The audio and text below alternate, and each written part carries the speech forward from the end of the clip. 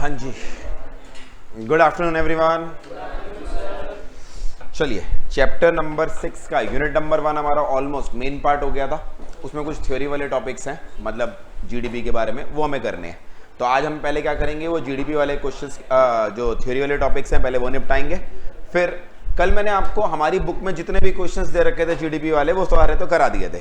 ठीक है, तुमने बहुत गंदी निगाहों से मुझे देखा कि छोड़ दो छोड़ दो छोड़ दो, मगर मैंने कहा नहीं, करवा के जाएंगे। तो इसलिए हमने कल जैसे कैसे क्वेश्चन कर लिए। ठीक है, अगर सोचो 15-20 मिनट पहले छोड़ देता, अगर तो मैं जाने देता तो वो क्वेश्चन रह जाते। ठीक है, तो वो वाले क्वेश्चन हमारे हो गए। मगर अब हम थोड़े से क्या करेंगे, एमसीक्यू। मैंने आपको पहली क्लास में बोल दिया था कि एमसीक्यू हमारे सारे तो हम प्रैक्टिस कर नहीं पाएंगे क्लास में। तो ऑब्वियस सी बात है, हम क्या करने वाले हैं, कुछ लिमिटेड क्वेश्चन जो मैं सिलेक्टेड मैंने यहाँ पे मार्क करके लाया हूँ, जो मुझे लग रहा है ठीक है वो मैं करा दूंगा। इसके अलावा आपका कोई डाउट है तो आप भी मुझे पूछ सकते हो। आज फिर हम अगला यूनिट पे जाएंगे। अगला यूनिट कौन सा है हमारा, यूनिट नंबर 2, और वो भी हमारा इंपॉर्टेंट है क्योंकि टोटल 15 नंबर की अगर वेटेज आएगी तो मेरे हिसाब से 6-7 नंबर की वेटेज यूनिट 1 से आएगी, और ज्यादा वेटेज उल्टा कौन से यूनिट से आनी चाहिए, यूनिट नंबर 2। यूनिट नंबर 2 भी अच्छी बात यह है कि समझने वाला है, उसके अंदर भी न्यूमेरिकल क्वेश्चन होते हैं। तो एक बार आपने समझ लिया तो न्यूमेरिकल क्वेश्चन आपके आसानी से हो जाएंगे। ठीक है जी, लेट्स स्टार्ट। हम जीडीपी के चैप्टर के अंदर मैंने आपको सारे के सारे पैरामीटर्स करा दिए थे। अपार्ट फ्रॉम जीडीपी हमने कल private income, personal disposable income, पर कैपिटा इनकम, ये सारे वर्ड भी हमने कल कवर अप कर लिए थे। अब ऐसा करो, जहां पे चैप्टर नंबर 6 है ना, उसके पहले पेज पर आ जाओ। हमने जब शुरुआत करी थी, हमने उल्टा पहले वाले जो स्टार्टिंग के टॉपिक थे, जो स्टार्टिंग में जीडीपी से रिलेटेड थ्योरी वगैरह दे रखी थी, वो छोड़ दी थी उस समय। मगर क्वेश्चन उसके अंदर से भी आ सकता है। कहाँ है पेज नंबर, कौन सा है बताओगे भाई? हाँ जी, पेज नंबर 177। Let's start. सबसे पहले meaning of national income accounting. ये तो हम सबको पता है कि हम जीडीपी निकालें, नेशनल इनकम निकालें या डोमेस्टिक इनकम निकालें, हम बेसिकली क्या निकाल रहे हैं, sum total of final goods and services which are produced within the domestic territory, और नेशनल इनकम के केस में which are produced by the normal residents. अगर गुड्स एंड सर्विसेज की वैल्यू ऐड नहीं करते तो आप क्या करते हो, उसकी जगह फैक्टर इनकम्स का टोटल ले लेते हो, और वो भी आंसर सेम आता है। अब जब भी किसी चीज का टोटल करना है, उसको अकाउंट फॉर करना है, तो उसके लिए अकाउंटिंग का प्रोसेस चाहिए। जैसे एक फर्म अपने खर्चों को, अपनी इनकम्स को अकाउंट फॉर करने के लिए अकाउंटेंसी यूज करती है, आप सब अकाउंट्स पढ़ते हो, वहां पर किसी एक बिजनेस एंटिटी के खर्चे, बिजनेस एंटिटी की इनकम और उसकी परफॉर्मेंस को जज करते हो। तो ऐसी अगर आप मुझसे पूछोगे नेशनल इनकम अकाउंटिंग क्या होती है, it is a system of book keeping. बस फर्क ये है, ये कोई फर्म यूज नहीं करती, क्या करती है, it is used by the government of a country to measure the level of economic activity during a particular period of time. कल हमने देखा था नेशनल इनकम जब हम निकालते हैं, it is not a stock concept, it is a flow concept. वही चीज यहां दे रखी है। अच्छा, कल हमने नेशनल इनकम निकालते समय कितनी चीजें पढ़ी, हमने कहा क्लोजिंग स्टॉक ऐड करेंगे, ओपनिंग स्टॉक माइनस करेंगे, नॉन इकोनॉमिक एक्टिविटीज को कवर नहीं करेंगे, खुद गुड्स बनाकर खुद ही कंज्यूम कर लिए उन्हें ऐड करेंगे, शेयर्स वगैरह खरीद रहे हैं उन्हें कंसीडर नहीं करेंगे, बहुत सारी चीजें करी। बट सवाल ये है, ये लिखा कहां पर है? क्या हमारे देश में कोई लॉ है जिनमें ये सारी चीजें लिखी हुई हैं कि इसे ऐड करना है, इसे ऐड नहीं करना? The answer is national income accounting करने के लिए कोई लॉ नहीं है, मगर इसके लिए एक over a period of time system बना है। और ये सिस्टम कैसे बना है हमारा, आप यहां पर नोट डाउन कर लो, हम बोलते हैं SNA सिस्टम। बुक में नहीं दे रखा बट आपको पता होना चाहिए। ये जो 2 लोगों का नाम अंडरलाइन करा रहा हूं, उन्होंने कौन सा सिस्टम दिया है, सिस्टम ऑफ नेशनल अकाउंटिंग। 2 लोगों ने ये सिस्टम बनाया है, सिस्टम ऑफ नेशनल अकाउंटिंग, और इसे SNA सिस्टम बोलते हैं। और ये बेशक किसी लॉ में नहीं है, बट सारी कंट्रीज इसी सिस्टम के हिसाब से अपनी अपनी नेशनल इनकम निकालती है। और यहां इस सिस्टम को बनाने वाले 2 लोग थे, उनका नाम अंडरलाइन कर लो, MCQ में काम आएगा। पहला नाम कौन है, साइमन, सरनेम प्रोनाउंस हो नहीं पाएगा हमसे, तो हम अगले नाम पे चलते हैं। अगला नाम क्या है, रिचर्ड स्टोन। साइमन और रिचर्ड, ये अंडरलाइन कर लो, आपका पूछा जा सकता है। इसको इन चीजों के लिए, इस सिस्टम को डेवलप करने के नोबेल प्राइज भी मिला था। इंडिया के अंदर जीडीपी निकालने का काम कौन करता है? अब आप बोलोगे गवर्नमेंट, बट आपको एक चीज पता होगी, गवर्नमेंट एक होती है या अलग अलग मिनिस्ट्री होती है? अलग अलग मिनिस्ट्री। एग्जाम्पल, टैक्स लगाना, टैक्स कलेक्ट करना, ये सब मिनिस्ट्री ऑफ फाइनेंस का काम है। देश की रक्षा करना, आर्मी का ध्यान रखना, आर्मी को पेंशन देना, ओवर टाइम नए वेपन्स खरीदना, ये सब मिनिस्ट्री ऑफ डिफेंस का काम है। We have ministry of railways, we have ministry of corporate affairs जो आप कंपनी लॉ में पढ़ते हो। सेम वे में जीडीपी निकालना कौन सी मिनिस्ट्री का काम है? अंडरलाइन करो, ministry of statistics and programme implementation. हमारे देश में जितने भी डेटा आते हैं जो आप पढ़ते हो, वो डेटा निकालने का काम किसका है? Ministry of statistics. और इसके अंदर एक डिपार्टमेंट है, उसका नाम भी अंडरलाइन कर लोगे, क्या नाम है? CSO department, full form central statistical organisation. इसमें एमसीक्यू आ सकता है कि जीडीपी कौन निकालता है। अच्छा मुझे एक बात बताओ, जैसे देश की जीडीपी होती है वैसे ही हमारे देश के अंदर अलग अलग स्टेट्स हैं। कितनी स्टेट्स हैं हमारे देश में?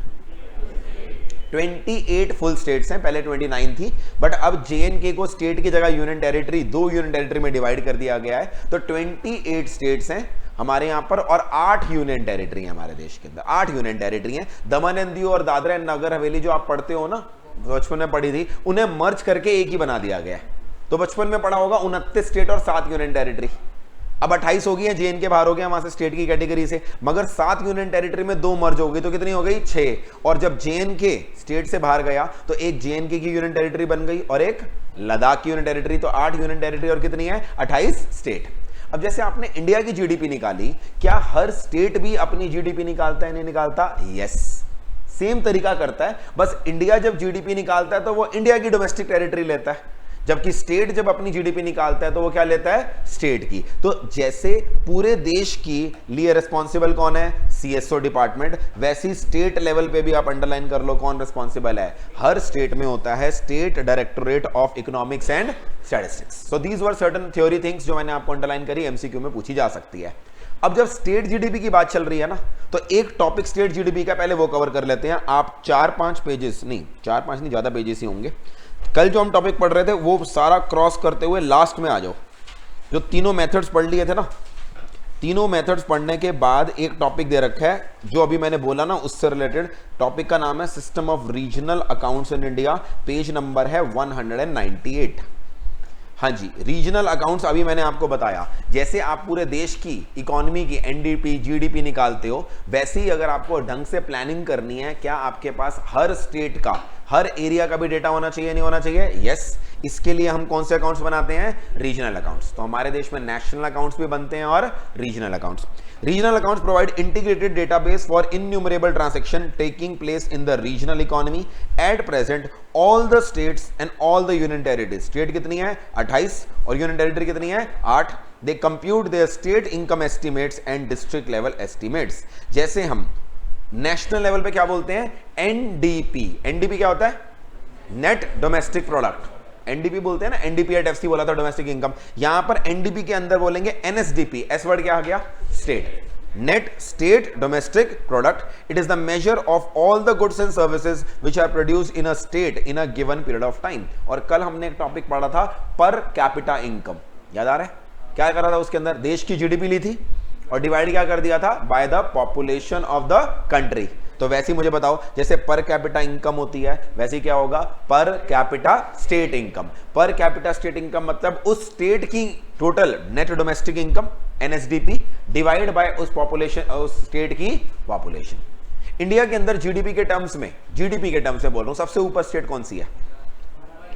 Answer is Maharashtra. Mumbai is not a state, Mumbai is a city.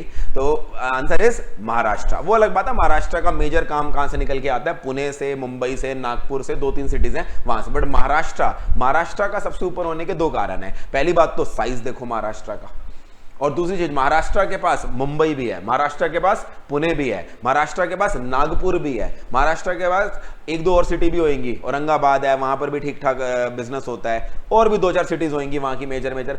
वो सारी सिटीज मिलके इतनी बड़ी स्टेट की जीडीपी अच्छी निकालती हैं। बट प्रॉब्लम ये है, महाराष्ट्र का सिर्फ साइज बड़ा है या पॉपुलेशन भी ज्यादा है? तो जब उसकी पर स्टेट कैपिटा निकालते हैं तब वो नंबर 1 रहती है, नीचे खिसक जाती है? नीचे खिसक जाती है। सिमिलरली नंबर 3 पर या नंबर 2 पर कहीं ना कहीं यूपी आता है। यूपी, अब यूपी क्यों बड़ा है? यूपी की जीडीपी इतनी ज्यादा क्यों है? क्योंकि साइज इतना बड़ा है। बट जैसे ही यूपी की पर कैपिटा निकालते हैं तो डिवाइड बाय क्या हो जाता है? पॉपुलेशन। तो वो जो कल मैंने कंट्रीज का केस करा था ना कि we are the 5th largest economy, per capita में पीछे हैं, सेम चीज कहीं ना कहीं किसके अंदर आ जाती है? स्टेट्स लेवल पे भी आ जाती है। सर अगर ऐसे कर रहे हैं तो डिफरेंट सॉल्यूशन, अच्छा मैं डाउट लेता हूं, अभी जब क्वेश्चंस पे आऊंगा ना तब डाउट लूंगा, ठीक है। फिर हु कैलकुलेट्स इट्स, अभी मैंने आपको बताया हर स्टेट के अंदर, आगे भी फ्रंट पेज पे भी अंडरलाइन कराया था, यहां पर भी आ गया। हर स्टेट के अंदर क्या होता है, state directorate of economics and statistics, ये उस स्टेट के लिए निकालते हैं। इनको टाइम एंड अगेन हेल्प चाहिए होती है, तो इनको हेल्प करने वाला कौन होता है, सीएसओ। अभी हम अंडरलाइन करके आए थे, सीएसओ का मेन काम क्या होता है, इंडिया की जीडीपी निकालना।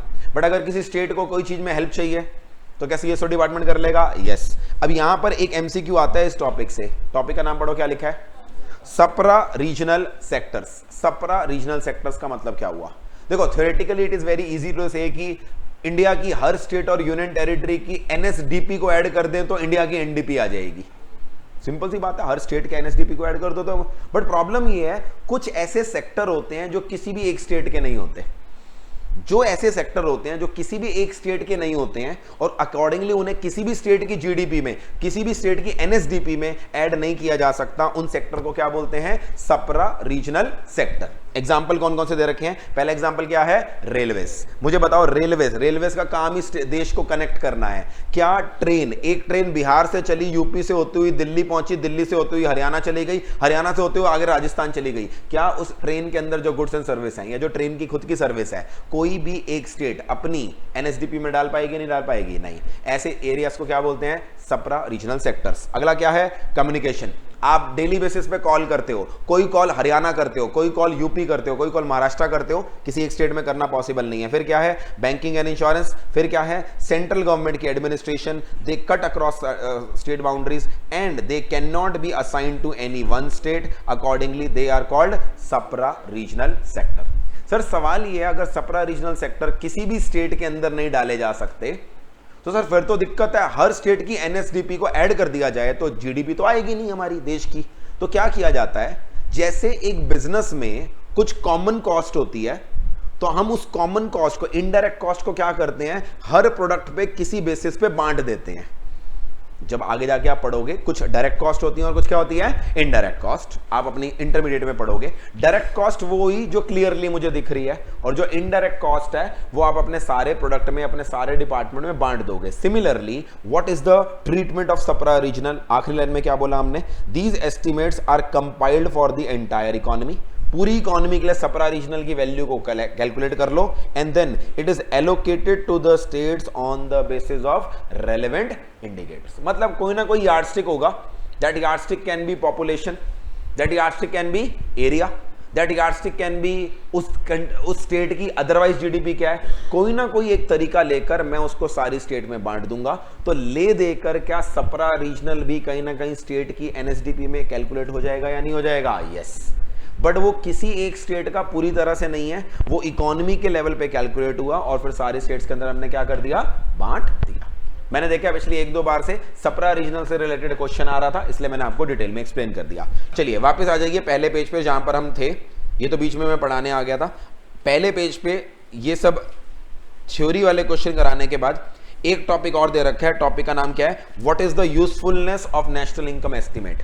हर कंट्री अपना करोड़ों रुपए खर्च कर करके एक पूरी मिनिस्ट्री बनाकर बैठी है और वो अपने देश की जीडीपी निकाल रही है, एनडीपी निकाल रही है। इससे मिल क्या जाता है, पॉइंट नंबर 1, इस डेटा से हम क्या करते हैं, डिमांड फॉरकास्टिंग। डिमांड फॉरकास्टिंग का मतलब क्या होता है, कोई बिजनेसमैन है, उसने पिछले साल जो सेल करी वो तो हो गई, अब अगले साल के लिए उसे क्या करनी है, पहले अपनी फॉरकास्टिंग। फॉरकास्टिंग उसको इसलिए करनी है क्योंकि डिपेंडिंग ऑन द फॉरकास्ट वो प्रोडक्शन करेगा, डिपेंडिंग ऑन द फॉरकास्ट वो लोगों को हायर करेगा, वो फैक्ट्री बनाएगा। बिना फॉरकास्ट किए बिजनेस करोगे तो या तो ओवर प्रोडक्शन कर दोगे या फिर क्या करोगे, अंडर प्रोडक्शन। अच्छा अब मुझे फॉरकास्ट करना है, मुझे एक बात बताओ, एज अ बिजनेसमैन अगर मुझे फॉरकास्ट करना है, मैं सिर्फ अपने बिजनेस को देखता रहूं और ये देखूं ना देश में क्या चल रहा है, या जो देश में चल रहा होता है उसका इंपैक्ट मेरे फॉरकास्ट पर आता है, आता ही आता है। तो मुझे बताओ, हर छोटा बिजनेसमैन या हर मीडियम टर्म बिजनेसमैन, उसको देश की ग्रोथ रेट या नेगेटिव ग्रोथ रेट से क्या फर्क पड़ता है, उसे ये फर्क पड़ता है अगर मैं आपको बोलूं इंडिया 10% पे ग्रो कर रहा है तो आपका बिजनेस भी अच्छा ग्रो करेगा, और अगर मैं बोलूं इंडिया में रिसेशन आ गया है तो हमारा बिजनेस भी रिसेशन में जाएगा। तो पहला एडवांटेज क्या है, this distribution pattern of the national income determines the pattern of demand for different goods and services. Accordingly business इसके हेल्प से क्या करते हैं, अपनी डिमांड को फॉरकास्ट करते हैं। अगर आज इंडिया ने अपनी ग्रोथ रेट के नंबर देने बंद कर दिए तो बिजनेसेस के लिए दिक्कत ये हो जाएगी, उन्हें ये नहीं पता लगेगा कौन सा सेक्टर ऊपर जा रहा है और कौन सा सेक्टर नीचे जा रहा है। Now based on these indicators ये क्या करते हैं, अपनी डिमांड को फॉरकास्ट करते हैं। आगे बढ़ते हैं, point number 2, sector specific information to formulate policies. आपने देखा होगा सरकार कई बार कुछ पॉलिसी बनाती है किसी एक सेक्टर के लिए, जैसे अक्सर आपने इन दोनों सुना होगा, हर जगह लिखा होता है प्रधानमंत्री हर घर बिजली योजना या something something. Electricity, solar energy को प्रमोट करने के लिए सरकार ने रिसेंटली एक अलग से योजना बनाई है, और कोई इलेक्ट्रिसिटी को प्रमोट करने के लिए तो बनाई नहीं, सोलर एनर्जी के लिए बनाई है। सिमिलरली कई बार सरकार किसी एक सेक्टर के लिए ले आती है, जैसे कि सरकार इस समय कंटिन्यूअसली सोलर एनर्जी को बढ़ावा दे रही है, सेमीकंडक्टर को बढ़ावा दे रही है, इलेक्ट्रिक बसेस, इलेक्ट्रिक व्हीकल्स को बढ़ावा दे रही है। ये सरकार को पता कैसे चलता है कि कौन से सेक्टर को सपोर्ट चाहिए, कौन से सेक्टर को सपोर्ट नहीं चाहिए। कल हमने वैल्यू एडेड मेथड पढ़ा था। वैल्यू एडेड मेथड में स्टेप नंबर 1 हम क्या करते हैं, अपनी इकोनॉमी को सेक्टर में डिवाइड कर लेते हैं, फिर हर सेक्टर में एंटिटीज को ले आते हैं और हर एंटिटी की क्या निकालते हैं, वैल्यू एडेड। जब आप इतनी मेहनत करोगे क्या आपको ये पता लग जाएगा कौन सा सेक्टर ग्रो कर रहा है और कौन सा सेक्टर ग्रो नहीं कर रहा। तो जीडीपी निकालने का दूसरा फायदा ये होता है, these estimates show the composition and structure of national income in terms of different sectors and based on this सरकार को पता लग जाता है कौन से सेक्टर के लिए हमें किस प्रकार की पॉलिसी बनानी चाहिए। फिर आते हैं थर्ड पॉइंट पे, quantitative basis for economic policy. एक तरीका यह है, जो सरकार में बैठे हैं पॉलिसी बनाने वाले, वो तुक्का मारें, आज सवेरे उठें और कहें नहीं नहीं देश को तो इस चीज की जरूरत है, आओ इस पे पॉलिसी बनाएं। कल उनको लगे नहीं नहीं किसी और चीज की जरूरत है। क्या लगता है तुक्केबाजी में पॉलिसी बनती है इतने बड़े देश के लिए, या डेटा ड्रिवन? Data driven. और ये डेटा आएगा कहां से? नेशनल जीडीपी निकालते समय। जीडीपी निकालते समय तुम्हें अपनी इकोनॉमी के बारे में इतना डेटा इकट्ठा हो जाता है कि उस डेटा से आप अलग अलग प्रकार की पॉलिसी बना सकते हो। ठीक है, तो थर्ड पॉइंट बहुत ही सिंपल सा है, it provides a quantitative basis for making various type of analysis and based on that उससे हम पॉलिसी बनाते हैं। Point number 4, study of income distribution. जब आप देश की अलग अलग स्टेट्स, अलग अलग टाइप ऑफ पॉपुलेशन की जीडीपी निकालोगे, क्या आपको यह पता लग जाएगा कि इंडिया में कौन से एरिया ज्यादा ग्रो कर रहे हैं और इंडिया में कौन से एरिया ज्यादा ग्रो नहीं कर रहे। इससे आपको यह पता लग जाएगा क्या हमारे देश के अंदर इनकम इवनली डिस्ट्रीब्यूटेड है या फिर अनइवनली डिस्ट्रीब्यूटेड है। जैसे एग्जांपल, हमारे देश के अंदर अगर आप 6 बड़ी मेट्रो सिटीज को बाहर निकाल दो तो इंडिया की जीडीपी 40 से 50% कम हो जाएगी। यानी इंडिया की जीडीपी का मेजर पोर्शन 6 या 7 सिटीज से आ रहा है। दिल्ली एनसीआर हो गया, मुंबई हो गया, चेन्नई हो गया, उधर से गुजरात में अहमदाबाद गांधीनगर वाला कॉरिडोर हो गया, हैदराबाद हो गया, बेंगलोर हो गया, आपका इधर से नॉर्थ ईस्ट को सारा कोलकाता वाली साइड से केटर किया जाता है। ये अगर 7-8 सिटीज हैं, ये हमारे इकोनॉमिक सेंटर्स हैं। ये इकोनॉमिक सेंटर अगर हट गए तो क्या जीडीपी हट जाएगी? यस। इसका मतलब मुझे एक बात बताओ, आज भी हमारी इकोनॉमी बड़ी इवनली डिस्ट्रीब्यूटेड है या अनइवनली? अनइवनली। और सरकार आप देख लो अगले 15-20 साल के अंदर क्या करेगी, सरकार इसी चीज पे काम करेगी। वो ये करेगी कि हम 8 या 9 सिटीज से ना चलें, हमारी 8 की जगह 18, इनफैक्ट 28 सिटीज होनी चाहिए। जैसी वो 8 की 28 हो जाएंगी ना, तो आपने जो देखा होगा दिल्ली, मुंबई, बैंगलोर में लोग ठूस ठूस के रह रहे हैं, सड़कों पे चलने की जगह ही नहीं है, सब लोग अपने अपने गांव, अपने अपने शहर चले जाएंगे। प्रॉब्लम ये है सबको उन 8 सिटीज में रहना है। अगर वो 8 की 28 हो जाएंगी तो क्या ऑटोमेटिकली पानी की समस्या, सड़क की समस्या, पॉल्यूशन की समस्या, ये सब सॉल्व होने लग जाएगी? नहीं हो जाएगी, ऑटोमेटिकली होने लग जाएंगी। पढ़ो जरा, national income throw light on the income distribution and the possible inequality in the distribution among different income earners. It also makes comparison between various ratios like ratio of investment, taxes, government expenditure etcetera. जब सरकार ने कोई खर्चा किया है तो सरकार देखती है उसका रिटर्न भी आया या नहीं। नेक्स्ट पॉइंट क्या है, international standing of the government. इसका मतलब क्या है, आपने सुना होगा बहुत बार इंडियन गवर्नमेंट लोन लेती है। तो मुझे एक बात बताओ सिंपल सा, आज अगर मैं लोन लेने जाऊं और आज मुकेश अंबानी एक बैंक से लोन लेने जाए, बैंक दोनों को लोन देने के लिए तैयार है, मगर रेट ऑफ इंटरेस्ट किसका कम होगा, मेरा कम होगा या मुकेश अंबानी का कम होगा? मेरा कम होगा या अंबानी का? अच्छा, बैंक क्या सोच के देते होंगे इंटरेस्ट रेट, कि छोटा आदमी है इसको छोटा इंटरेस्ट दे देते हैं, बड़ा आदमी है इसको लूट लेते हैं, ऐसे सोचता है बैंक? नहीं, बैंक क्या देखता है, सेफ्टी। ये तो सुना होगा ना, higher the risk higher the return. आप मुझे बताओ बैंक को ज्यादा रिस्क किससे है, मुकेश अंबानी से ज्यादा रिस्क है या मुझसे ज्यादा रिस्क है? मुझसे।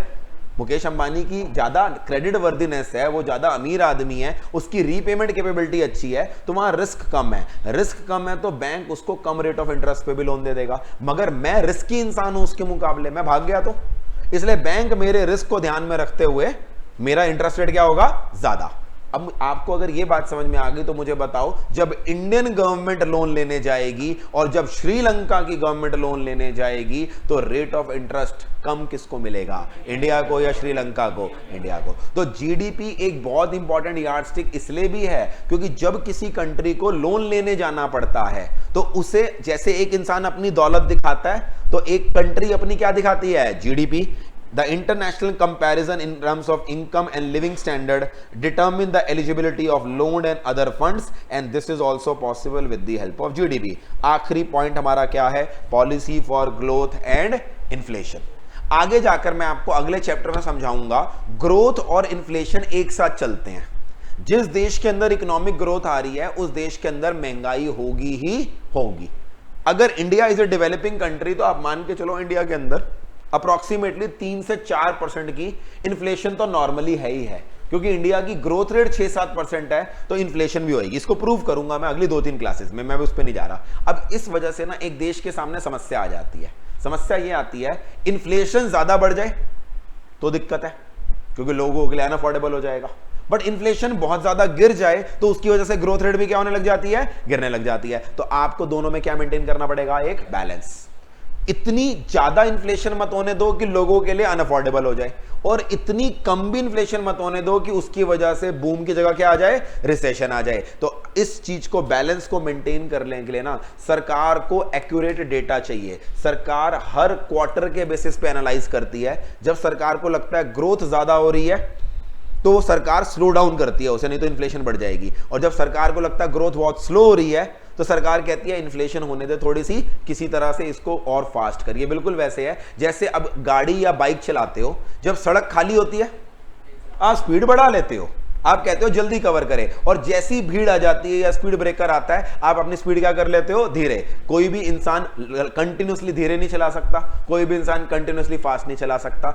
इकोनॉमी में ये काम करने के लिए सरकार को क्या चाहिए, डेटा चाहिए। तो ये सारे एडवांटेज है, ये मैंने डिटेल में इसलिए पढ़ाया, एक क्वेश्चन इसमें से पक्का पक्का आता है इसलिए मैंने डिटेल में पढ़ा दिया। अब आ जाओ जरा चैप्टर के लास्ट में, एक आखिरी टॉपिक है हमारा।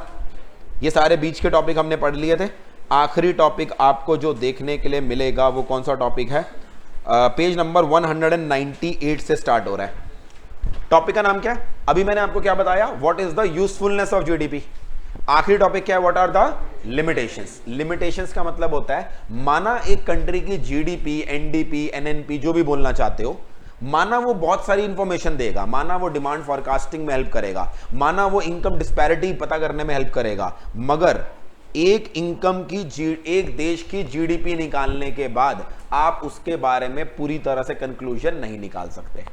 जस्ट बिकॉज किसी देश की जीडीपी अच्छी है आप उसके बारे में सब कुछ अच्छा है या नहीं बता सकते। कुछ चीजें हैं जो जीडीपी में रिफ्लेक्ट नहीं होती हैं, और उन्हीं चीजों को हम प्यार से क्या बोलते हैं, लिमिटेशन। एक एक करके पढ़ना शुरू करते हैं। सबसे पहला पॉइंट क्या है, per capita income is not a adequate measure. कल मैंने आपकी क्लास में एक एग्जांपल लिया था, मैंने कहा था अगर मैं क्लास में टेस्ट लूं और 10 बच्चों के 50 में से 50 आ जाए, 20 बच्चों के 50 में से 10 नंबर आए हुए हैं और बाकी सबके बीच में आए हुए हैं, एवरेज बढ़िया आ जाएगा, एवरेज आ जाएगा 35 नंबर का, और मुझे एवरेज देख के ये लगेगा क्या अभूतपूर्व, क्या इंटेलिजेंट बैच है। एवरेज 35 आ रहे हैं, 35 से रफली 70%। अगर ऑन एन एवरेज 70% नंबर आ रहे हैं बहुत अच्छी बात है, बट मुझे बताओ जब डीप में जाके देखोगे तो क्या सारे के सारे अच्छा परफॉर्म कर रहे हैं, या कुछ लोगों की बहुत अच्छी परफॉर्मेंस कुछ लोगों की बहुत बेकार परफॉर्मेंस को एडजस्ट कर रही है और एवरेज एक अच्छा आ रहा है। यही एक देश के अंदर होता है। जब एक देश की पर कैपिटा इनकम निकालते हो तो आप क्या करते हो, जीडीपी डिवाइड बाय पॉपुलेशन। देखकर ऐसा लगता है कि पर कैपिटा इनकम अच्छी है, बट असली में हमें यह नहीं पता लगता कि वो इक्वली डिस्ट्रीब्यूटेड है या अनइक्वली डिस्ट्रीब्यूटेड है। इसलिए एक देश की जीडीपी देखकर वहां पर जनरल वेलबींग, ओवरऑल वेलबींग के बारे में बताया नहीं जा सकता। आप खुद बताओ मुझे, जब हम जापान की जीडीपी के बारे में सुनते हैं, जब हम कोरिया की जीडीपी के बारे में सुनते हैं, देखकर ऐसा लगता है डेवलप्ड देश हैं।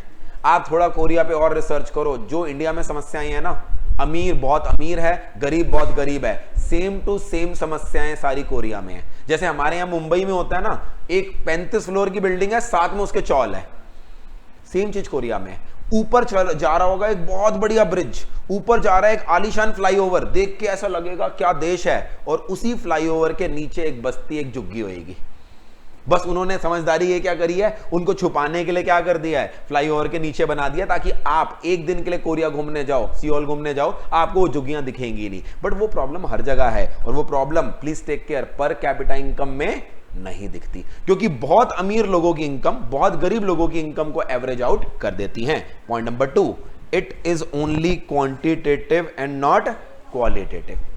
ऑब्वियसली बात है, जीडीपी नंबर्स पे चलता है, तो जीडीपी के बेसिस पर आप ये नहीं बता सकते उस कंट्री के अंदर कितनी टेक्नोलॉजिकल इनोवेशन है या कितनी मैनेजरियल। अब एक चीज मुझे बताओ, अगर मैं डेटा के हिसाब से बताऊं तो इट इज पॉसिबल, डेटा के हिसाब से कुछ समय पहले तक बांग्लादेश की पर कैपिटा जीडीपी इंडिया की पर कैपिटा जीडीपी से ज्यादा थी।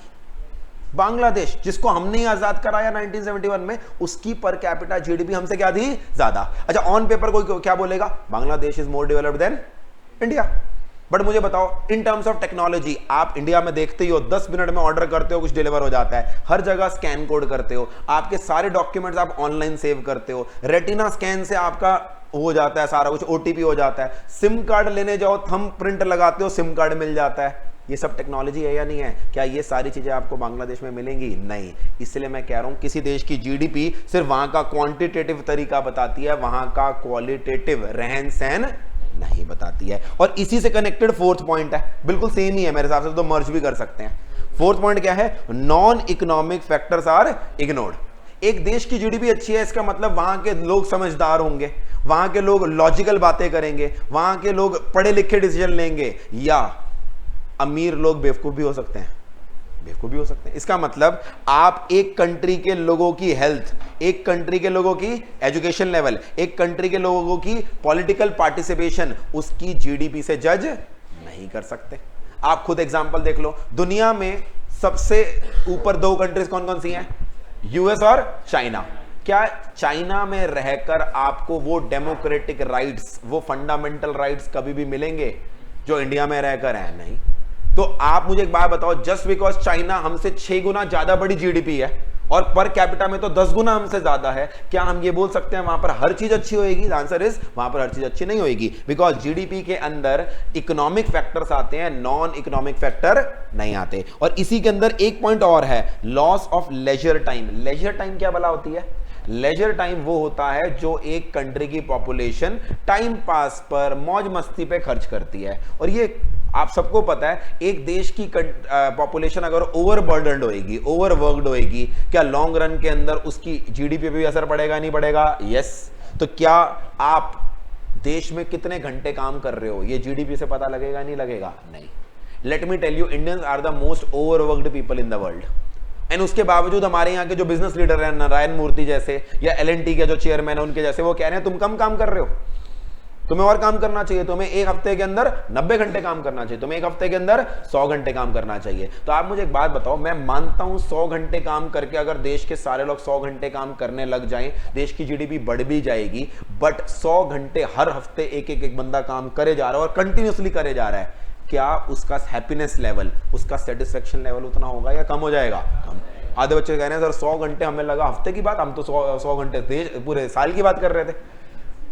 साल की नहीं, किसकी बात चल रही है? हफ्ते की। ठीक है जी, आगे बढ़ते हैं। सम इनकम्स रिमेन अनअकाउंटेड। इंडिया की सबसे बड़ी प्रॉब्लम, क्या एक पर्सन की सारी इनकम वो डिक्लेयर करता है? नहीं करता? नहीं। और जो इंडिया की इनकम अनअकाउंटेड रह जाती है, जिसे हम प्यार से ब्लैक मनी बोलते हैं, क्या वो ब्लैक मनी जीडीपी में कंसिडर होती है? नहीं। बहुत सारे लोगों का मानना है इंडिया का जो ऑफिशियल जीडीपी का डेटा है वो बहुत ही कम है, असली में इंडिया की जीडीपी क्या है? ज्यादा। क्योंकि इंडिया में आपको पता है आज भी despite all the technology, despite all the data gathering जो सरकार हमसे कर रही है, क्या फिर भी लोग अपनी सारी इनकम डिस्क्लोज करते हैं? नहीं करते? नहीं। ये भी हमारा ड्रॉबैक हो गया। नेक्स्ट पॉइंट हमारा, other indicators of social welfare are ignored. ये कल मैंने आपको बताया था जब मैं आपको कह रहा था नॉन इकोनॉमिक एक्टिविटीज को क्या जीडीपी में कंसीडर किया जाता है? नहीं, क्योंकि उसके अंदर कोई कंसीडरेशन नहीं होती। अब मुझे एक बात बताओ, एक ऐसी सोसाइटी जहां पर लोग एक दूसरे के लिए फ्री में काम करते हैं, वॉलंटियर वर्क करते हैं। आप मेरी दुकान पर आए, मैंने आपके फ्री में बाल काट दिए, मैं आपकी दुकान पर आया, आपने फ्री में मेरी फोटो क्लिक कर दी, मतलब वो एक सोसाइटी लिविंग है, एक दूसरे के लिए फ्री में काम करते हैं। क्या ये सब जीडीपी में कंसिडर होगा या नहीं होगा? नहीं। देख के क्या लगेगा सोसाइटी क्या है, बहुत ही गरीब, बट असली में गरीब है या सब एक दूसरे की हेल्प कर रहे हैं? हेल्प। तो ये जो वॉलंटियर वर्क है ये सब कंसीडर नहीं होता, क्योंकि ये पेड वर्क नहीं होता, ये क्या होता है? Unpaid work. और सिमिलरली बाकी चीजें, leisure time, fairness, gender equality, security feeling, ये सारी चीजें भी कंसीडर नहीं होती। आगे बढ़ते हैं लास्ट में, other effects of production ignored. GDP की सबसे बड़ी क्रिटिसिज्म ये है, जीडीपी गुड प्रोडक्शन और बैड प्रोडक्शन में डिफरेंशिएट नहीं करती। What is good production and what is bad production? मैं एक एग्जांपल लेता हूं। अगर एक देश के अंदर बहुत ज्यादा एक्सीडेंट होते हैं, जैसे कि हमारा देश, हमारे यहां लेन ड्राइविंग तो सिखाई नहीं जाती हमें। आप में से जितने लोगों को बाइक चलानी आती है, गाड़ी चलानी आती है, जिसने भी सिखाई थी, हाँ जी, क्या नहीं आया? वो तो चेक करवाते हैं ना कि आप बैक अपना, आपका स्टीयरिंग पे कंट्रोल है या नहीं है। बाइक पे भी आर्ट बनवाते हैं, वो बैलेंस चेक करते होंगे, फिर यही करते होंगे। अगर आर्ट नहीं, जैसे आप टर्न करोगे बैलेंस वहीं पता लगेगा ना। एक बंदे ने नई नई साइकिल सीखी है, सीधी चलाता रहेगा, जैसे ही मोड़ने की जरूरत पड़ेगी गिर जाएगा अगर बैलेंस नहीं आती। तो आई थिंक आर्ट इसलिए बनवाते होंगे, बाकी क्लास के बाद लेंगे आपका डाउट आर्ट क्यों बनाते हैं, ठीक है। हाँ जी, तो मैं ये कह रहा था, इंडिया के अंदर हमारा, हम सबको पता है कि हमारा ड्राइविंग का तरीका सही नहीं है। सड़क पे वो जो लेन बनाई होती है हमें पता ही नहीं, हमें लगता है डिजाइन के लिए बना रखी है ना। हमें बताया नहीं गया कि ये लेन का करना क्या है, इस लाइन का मतलब ही नहीं बताया गया कि क्या है। और लेन ड्राइविंग अगर कोई कर रहा है ना, लोग उसको गाली देते हैं, पागल हो गया, लेन में चला रहा है, साथ में जगह है, निकाल लेना। निकालनी नहीं होती, तभी लेन बनाई है कि लेन को चेंज करने के एप्रोप्रिएट टाइम होते हैं। अगर आप इंडिया के बाहर जाओगे तो आपको पता लगेगा ड्राइविंग असली में होती कैसे है, क्योंकि इंडिया में तो हमने स्टार्टिंग से क्या सीखी है, ऐसी सीखी है। मैं भी ऐसी चलाता हूं, मैं कोई ये नहीं कह रहा मैं बड़े सिस्टम से चलाता हूं, मैं भी, क्योंकि जहां रहोगे वैसे ही चलाओगे ना।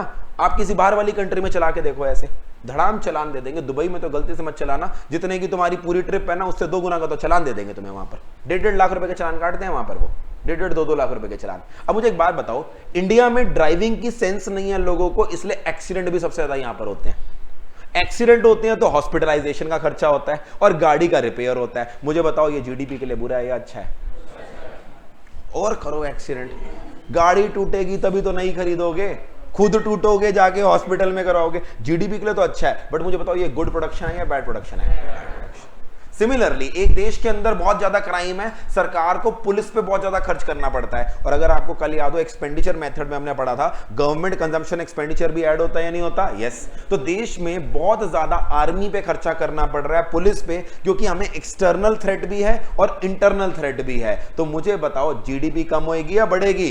बढ़ेगी। बट क्या ये गुड प्रोडक्शन है या बैड है? बैड प्रोडक्शन है। तो पढ़ो जरा, the distinction between production that makes us better of and the production that only prevents us from becoming worse off, there is no distinction. Defense equipment expenditure like police protection etc. अगर police पे ज्यादा खर्चा हुआ है तो GDP बढ़ेगी, but police पे अगर एक देश में ज्यादा खर्चा हो रहा है इसका मतलब उस देश के अंदर रहन सहन उल्टा अच्छा नहीं हो रहा, उल्टा क्या हो रहा है? बेकार। ये भी एडवांटेज है या लिमिटेशन है? लिमिटेशन। मैंने अच्छा खासा टाइम लगाकर, मैं चाहता तो कह देता रीड कर लो, बट इसमें से एमसीक्यू आ रहे हैं इसलिए मैंने आपको डिटेल में कराया। और आखिरी टॉपिक हमारा इस चैप्टर का क्या है? चैलेंजेस। चैलेंजेस क्या वाला होते हैं? चैलेंजेस का मतलब लिमिटेशंस नहीं, लिमिटेशन तो हो गया क्या चीज हम नहीं दिखाते।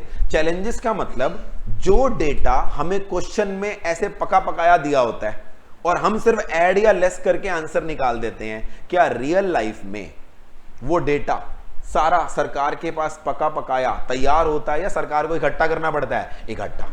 और जब इस डेटा को इकट्ठा करने में चैलेंजेस आते हैं, दिक्कतें आती हैं, उनकी बात की गई है। हम ये नहीं कह रहे जीडीपी अच्छी है या बुरा है, वो तो बात कर ली अच्छा बुरा। अब हम कह रहे हैं जीडीपी निकालते समय क्या क्या चैलेंज आते हैं। चलो जरा पढ़ना शुरू करते हैं। सबसे पहले क्या है? Lack of agreed definition of national income. मैंने आपको 8 तरह की इनकम बताई है, कल पूरे पढ़ी थी हमने। GDP at MP, GDP at FC, NDP at MP. अब मुझे एक बात बताओ, हर देश सेम यार्डस्टिक यूज कर रहा है या अलग अलग कर रहा है? अलग अलग। तो एक एग्रीड डेफिनेशन ही नहीं है। मैंने आपको कल बताया इंडिया एमपी पे भी नहीं निकालता, एफसी पे भी निकालता। इंडिया किस पे निकालता है? Basic price.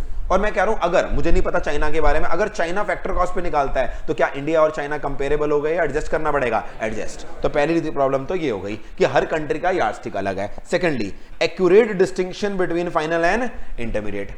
हमने लास्ट टू लास्ट क्लास में पढ़ा था, फाइनल गुड्स जीडीपी में आते हैं, इंटरमीडिएट जीडीपी में नहीं आते। और theoretically it is very easy to say final goods वो होते हैं जो ड्यूरेबल नेचर के हैं और इंटरमीडिएट गुड्स वो हैं जो प्रोडक्शन में एक ही बारी में यूज हो गए हैं। रियल लाइफ में क्या ड्यूरेबल है और क्या नॉन ड्यूरेबल है, इसको निकालना मुश्किल है या आसान है? मुश्किल है। तो कई बार हमारे सामने डाउट आते हैं, इन गुड्स को फाइनल गुड्स माने या इंटरमीडिएट माने, that is a challenge. Point number 3, issue of कौन सा पेमेंट? कल हमने पढ़ा था ट्रांसफर पेमेंट जीडीपी में कंसीडर नहीं होती, मगर ट्रांसफर पेमेंट प्राइवेट इनकम और पर्सनल इनकम में कंसीडर होती है। और ट्रांसफर पेमेंट वो होती है जिसके बदले में आपने सामने वाले को कोई गुड्स या कोई भी फैक्टर सर्विस प्रोवाइड नहीं करी, यानी वो पेमेंट जो बायलैटरल नहीं है, क्या है? यूनिलैटरल।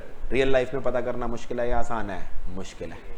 मैंने आपने मुझे पेमेंट करी, क्या बदले में मैंने आपको कोई सर्विस दी या नहीं दी, रियल लाइफ में ये पता करना मुश्किल है, क्योंकि ऊपर ऊपर से वो ट्रांसफर पेमेंट लगती है, जब डीप में जाके देखो तो कई बार वो फैक्टर पेमेंट होती है। तो सरकार के लिए सबसे बड़ी लड़ाई ये हो जाती है, ये पेमेंट जो हमारी है वो यूनिलैटरल है या फिर बायलैटरल। बायलैटरल है तो हमें इंक्लूड करनी है, यूनिलैटरल है तो इंक्लूड नहीं करनी। आगे बढ़ते हैं, ये चैलेंज है। Next, services of durable goods. Durable goods कौन से होते हैं? लंबा सा चलने वाले। अब मुझे एक बात बताओ, ड्यूरेबल गुड्स वो हैं जो 10 साल, 15 साल, 20 साल यूज होंगे, मगर जीडीपी की डेफिनेशन क्या बोलती है? फ्लो कॉन्सेप्ट है ना, sum total of goods and services which are produced within a particular year of particular period. मुझे एक बात बताओ, इंडिया ने अगर 1 मिनट के लिए सोचा, इस साल तो ना हम बाकी सारे काम बंद कर देते हैं, इस साल हम सिर्फ मेट्रो बनाते हैं। इंडिया ने कहा बाकी सब काम छोड़ो, सब्सिडी बंद, 1 साल के लिए कोई सब्सिडी नहीं मांगेगा, इस साल हम सिर्फ मेट्रो बनाएंगे। हमने 18 शहरों के अंदर मेट्रो बना दी। अच्छा, मेट्रो तो बना दी 18 शहरों के अंदर, जीडीपी बढ़ गई, ठीक है जी। सब्सिडी जाती तो लोग खर्च करते, सेव करते, पता नहीं लीकेज हो जाती उसकी, मगर अब मेट्रो बन गई, एक्सपेंडिचर हो गया बढ़िया। पर मुझे बताओ अगले साल होगा या नहीं होगा? अगले साल जीडीपी कम आ जाएगी। आपको लगा जीडीपी यहां पहुंची, अगले साल आप एक्सपेक्ट कर रहे हो और ऊपर जाएगी, बट अब ऊपर जाएगी या नीचे आएगी? नीचे। असली में वो जो इन्फ्लेटेड फिगर है वो इसलिए है क्योंकि आपने उस साल कौन से गुड्स बनाए हैं? ड्यूरेबल। तो अगर आप ड्यूरेबल गुड्स बना रहे हो ना, तो इस साल आपकी जीडीपी अच्छी आएगी, बट प्लीज टेक केयर, अगले 2-3 सालों में आपकी जीडीपी क्या हो जाएगी?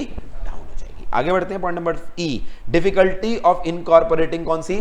Distribution income. अभी मैंने आपको बताया पर कैपिटा इनकम में ऑन एन एवरेज तो पता लग जाएगा, बट अमीर और गरीब का भेदभाव पता लग पाएगा? नहीं लग पाएगा, नहीं। आगे बढ़ते हैं, valuation of a new good at constant price. अगर आपको याद हो, रियल जीडीपी निकालते समय हमने क्या किया था? इस साल की quantity multiplied by price. Price इस ईयर का था या बेस ईयर का? Base year. अब प्रॉब्लम समझो, बेस ईयर में अगर वो प्रोडक्ट बनता ही नहीं था, एग्जाम्पल कोई नया प्रोडक्ट बना है, अभी आया है लेटेस्ट एआई, अभी आया है लेटेस्ट, 10 साल पहले के बेस ईयर में एआई था ही नहीं, तो क्या उसकी वैल्यूएशन करनी आसान है या मुश्किल है? मुश्किल। आगे बढ़ते हैं, अगला point, valuation of government service. कल मैंने आपको एक नोटिंग कराई थी, अगर आपको याद हो। गवर्नमेंट सर्विस आमतौर पे पेड होती है या फ्री होती हैं? फ्री। तो गवर्नमेंट सर्विस को वैल्यू करने के लिए गवर्नमेंट ने उस सर्विस को देने के लिए जो खर्चा किया, मैंने आपको नोटिंग कराई, उस खर्चे को ही हम क्या मान लेते हैं? Value of government service. मैंने आपको एग्जाम्पल दिया था, पुलिस के लिए जो आपने जो खर्चा किया वो क्या बन जाएगी? Value of police service. But मुझे बताओ, क्या ये ओवरऑल खर्चा निकालना उस सर्विस के लिए आसान है या मुश्किल है? मुश्किल है। How do you determine? सरकार ने, दिल्ली पुलिस ने हम पे कितना खर्चा किया पुलिस करने के लिए, ये बहुत मुश्किल है, क्योंकि बहुत अलग अलग तरह के खर्चे होते हैं पुलिस के। कौन सा पुलिसिंग सर्विस देने के लिए था और कौन सा उनका इंटरनल खर्चा था, ये पता करना इतना आसान नहीं है। आगे बढ़ते हैं, नेक्स्ट पॉइंट, अलग तरह challenges, inadequacy of data and lack of reliability of data.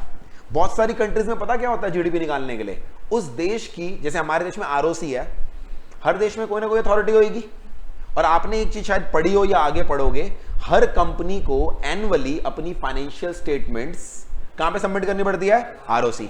तो मुझे एक बात बताओ, आइडली हमारे देश की सारी कंपनी की प्रॉफिट, सेल्स, सारे खर्चे, वैल्यू एडेड की फिगर क्या आरओसी के पास अवेलेबल है या नहीं है? यस, आरओसी से डेटा ले लो। बट इंडिया में चल नहीं पाएगा ये काम, बताओ क्यों? क्या जो आरओसी में डेटा सबमिट किया है सबने, वो फेयर है, वो रिलायबल है या अनरिलायबल है? अनरिलायबल। सरकार बोलती नहीं, सरकार को भी पता है तुमने जो बैलेंस शीट में दिखाया और जो तुम्हारा असली में डेटा है वो सेम नहीं है। आपको देख लो, होटल इंडस्ट्री में किसी भी होटल का प्रॉफिट एंड लॉस अकाउंट खोल लो, सारे होटल लॉस में है, सारी होटल चेन लॉस में है, कोई प्रॉफिट दिखाता ही नहीं है। आप किसी भी होटल में जाओ और बोलो मेरे यहां पर ना एक शादी या फंक्शन है, मुझे 50 रूम बुक कराने हैं, आपको साइड में जाके बोलेंगे कितना कच्चे में दोगे, कितना पक्के में दोगे? समझते हो ना? कच्चा पक्का। कच्चा पक्का मतलब कैश में दे दो यार, हाँ ब्लैक कर दो, मतलब मैं आपको 1 लाख रुपए का बिल है, आप 20,000 का बिल ले लो, 80,000 ऐसे दे दो। तो मुझे एक बात बताओ, इन दी आईज ऑफ ROC कितने की सेल हुई है? 20,000। असली में कितने की हुई है? लाख। तो क्या आप इस डेटा पर रिलाई कर सकते हो? नहीं कर सकते? नहीं, लैक ऑफ रिलायबिलिटी। आगे बढ़ते हैं। प्रेजेंस ऑफ कौन सा सेक्टर?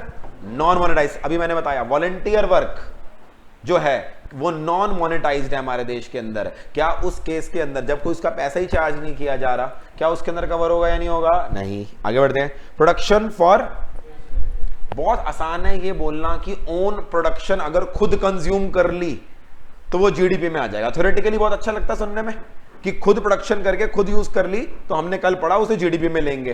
पता कैसे चलेगा? एक किसान ने अपने खेत में खाना उगाया और उसके बाद वो खुद ही खा गया, मोदी जी को कहां से पता लगा? आपने अपने घर में सब्जी उगाई, अपने घर के पीछे लॉन में, और सब्जी उगाने के बाद वो सब्जी कंज्यूम कर ली अपने किचन में जाकर। क्या किसी को इस चीज की बात पता चलेगी? नहीं पता चलेगी, नहीं पता लगेगी। आगे बढ़ते हैं। Absence of recording of income due to, देखो दो तरह के लोग होते हैं जो अपने अकाउंट्स गलत बनाते हैं। एक वो जिनको बनाने आते हैं बट इंटेंशनली गलत बनाते हैं, एक वो होते हैं जिनको बनाने ही नहीं आते, उनको पता ही नहीं है। जैसे आपको पता है एक्रूवल सिस्टम क्या होता है? क्या लगता है मार्केट में सबको पता है एक्रूवल सिस्टम क्या होता है? नहीं। आधे लोग तो ये कहते हैं छोड़ो ना, पैसे आए जेब में डाले, पैसे गए गए, लास्ट में देखो गुल्लक में कितने पड़े हैं, काम खत्म। This is accounting for people. तो मुझे बताओ, इलिटरेसी की वजह से, कम नॉलेज की वजह से उनकी जो अकाउंटिंग है, फ्लो कॉन्सेप्ट है, एक्रूवल कॉन्सेप्ट है, वो रिलायबल है या अनरिलायबल है? अनरिलायबल। आगे आते हैं। Lack of proper occupational classification. हमारे देश के अंदर, मैंने आपको कल mixed income of self employed में बताया था कि हमारे देश में क्योंकि एक ही इंसान सारे काम कर रहा होता है, ऑक्यूपेशनली हमें नहीं पता। और लास्ट में अगर आपको याद हो, जीडीपी से एनडीपी में आने के लिए माइनस क्या करते हो? डेप्रिसिएशन। डेप्रिसिएशन निकालने का कोई एक फिक्स्ड फॉर्मूला, कोई फिक्स्ड रेट है या अलग अलग इंटरप्रिटेशन है? अलग अलग इंटरप्रिटेशन। मुझे एक बात बताओ, हमारे देश को, हमारी गवर्नमेंट को अगर आज एनडीपी को इन्फ्लेट करना है, उन्होंने कुछ नहीं करना, उन्होंने डेप्रिसिएशन का फॉर्मूला चेंज कर दिया, तो क्या एनडीपी की फिगर बढ़ जाएगी? नहीं बढ़ जाएगी? यस। आपको लगेगा ग्रोथ हो गई, ग्रोथ हो गई। वो ग्रोथ हुई है, डेप्रिसिएशन का रेट चेंज हो गया, रेट। तो these are all the challenges जो प्रैक्टिकली जीडीपी निकालते समय होता है। ठीक है जी, विद दैट चैप्टर हो गया डन। चलो एक बार क्वेश्चंस पे आते हैं। क्वेश्चंस में एमसीक्यू में आइए जल्दी से खोलें।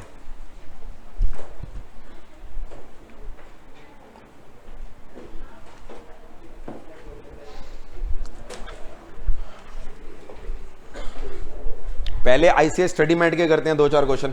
बाकी आईसीएस स्टडी मेट के ना बहुत सिंपल सिंपल क्वेश्चन है। लास्ट से शुरू करते हैं।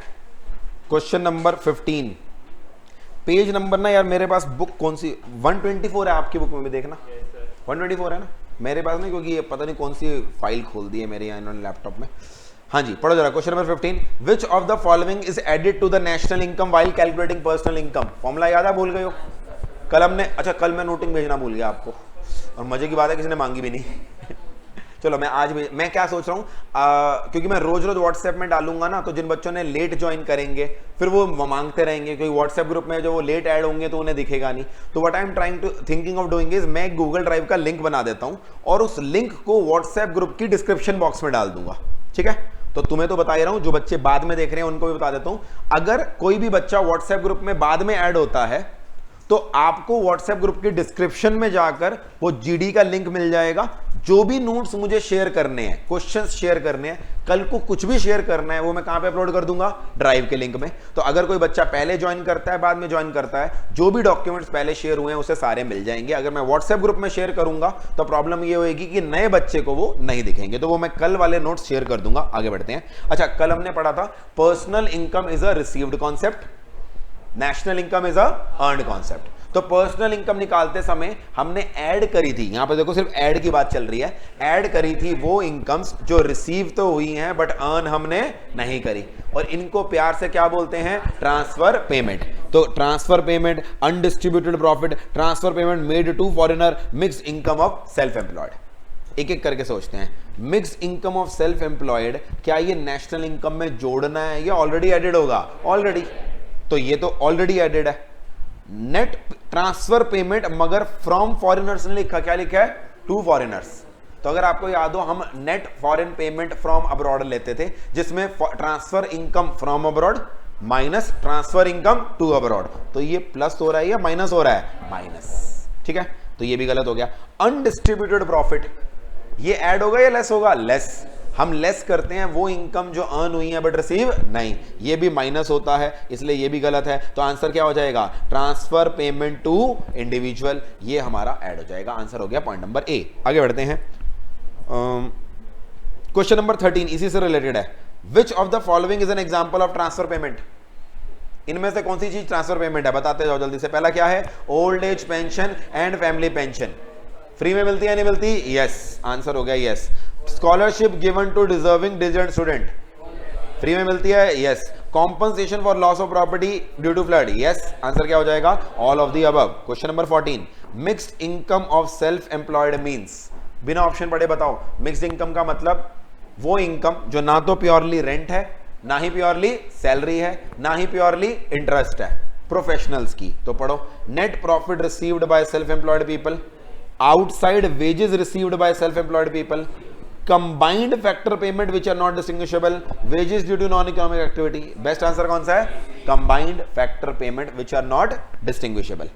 आगे बढ़ते हैं इसी पेज पर, question number 10, the basic distinction between market price and factor cost is net indirect tax। Net factor income about net indirect tax, answer क्या हो गया, नेट इनडायरेक्ट टैक्स। अच्छा, नेट इनडायरेक्ट टैक्स दो दे रखे हैं बट फॉर्मूला कौन सा सही है, इनडायरेक्ट टैक्स माइनस सब्सिडी, ये बिल्कुल सिंपल क्वेश्चन था। Question number 11, if net factor income from abroad is positive, noting भी करा दी थी, जीडीपी ज्यादा होएगी या जीएनपी ज्यादा होएगी, पॉजिटिव है, तो जीडीपी में नेट फैक्टर इनकम अब्रॉड को मैं फॉर्मूला लिखता हूं ना तभी बोलोगे तुम। जीएनपी का फॉर्मूला क्या होता है, GNP is equal to GDP plus net factor income from abroad. अगर ये चीज पॉजिटिव होगी तो आप मुझे बताओ कौन बड़ा होगा, जीएनपी। तो आप जल्दी से पढ़ो क्या लिखा है इसका answer, national income will be greater than domestic income, सही। National income will be less than domestic income, गलत। सी और डी क्या दे रखे हैं, net exports will be negative. अच्छा, नेट एक्सपोर्ट्स क्या है, net factor income from abroad ultimately किस पे डिपेंड कर रही है, एक्सपोर्ट। जो फैक्टर इनकम बाहर से आ रही है माइनस जो फैक्टर इनकम बाहर को जा रही है, तो नेट एक्सपोर्ट ही हो गया, वो गलत हो जाएगा क्योंकि पॉजिटिव है। Domestic factor income will be greater than national, ये हो गया गलत। आंसर कौन सा हो जाएगा, national income will be more than domestic income. Question number 8 easy है, 7 पढ़ लो एक बार। Which of the following enters into calculation of national income, इनमें से क्या चीज नेशनल इनकम में आती है, ठीक है, बोलो जल्दी से। Value of services that accompany the sale, अगर मैं कोई प्रोडक्ट बेचता हूं, कल मैंने एग्जांपल लिया था, कोई गाड़ी बेचता हूं, उसके लिए कोई ब्रोकर वगैरह की सर्विस है, क्या ब्रोकर की सर्विस भी जीडीपी में आएगी, यस, तो ये तो आनी चाहिए, ट्रू है। Additions to the inventory stock of final goods and material, जो इन्वेंट्री में एडिशन मतलब closing stock minus opening stock. अगर आपको याद हो एक्सपेंडिचर मेथड के अंदर भी आता है closing stock minus opening stock वाला इन्वेंट्री इन्वेस्टमेंट। और अगर आप वैल्यू एडेड मेथड लो तो वहां भी हमने क्या किया था, sales plus closing stock minus opening stock. तो क्या चेंज इन स्टॉक भी आएगा या नहीं आएगा, यस, दिमाग लगाना पड़ेगा सिर्फ, हाँ या ना नहीं बोलना हो, आपको मेथड भी पता होना चाहिए। आगे, stock and bonds sold during the year, ये ना थोड़ा सी के बाद यहां पर डी आना चाहिए, इसको थोड़ा ठीक कर लो, डी पॉइंट होगा ए एंड बी अबव, ये हिल गया थोड़ा, यहां से ठीक कर लो इसको। सी पॉइंट यहां तक है, डी पॉइंट में क्या लिखा है, ए एंड बी अबव, वो ना एंटर करने का वो गलत लिखा आ गया। हाँ जी, सी पॉइंट क्या है, स्टॉक एंड बॉन्ड्स, कल हमने डिस्कस किया था, जब आप स्टॉक्स में बॉन्ड्स में यानी फाइनेंशियल एसेट्स में पैसा डालते हो उसे इकोनॉमिक्स में इन्वेस्टमेंट नहीं माना जाता, उसे क्या माना जाता है, सेविंग।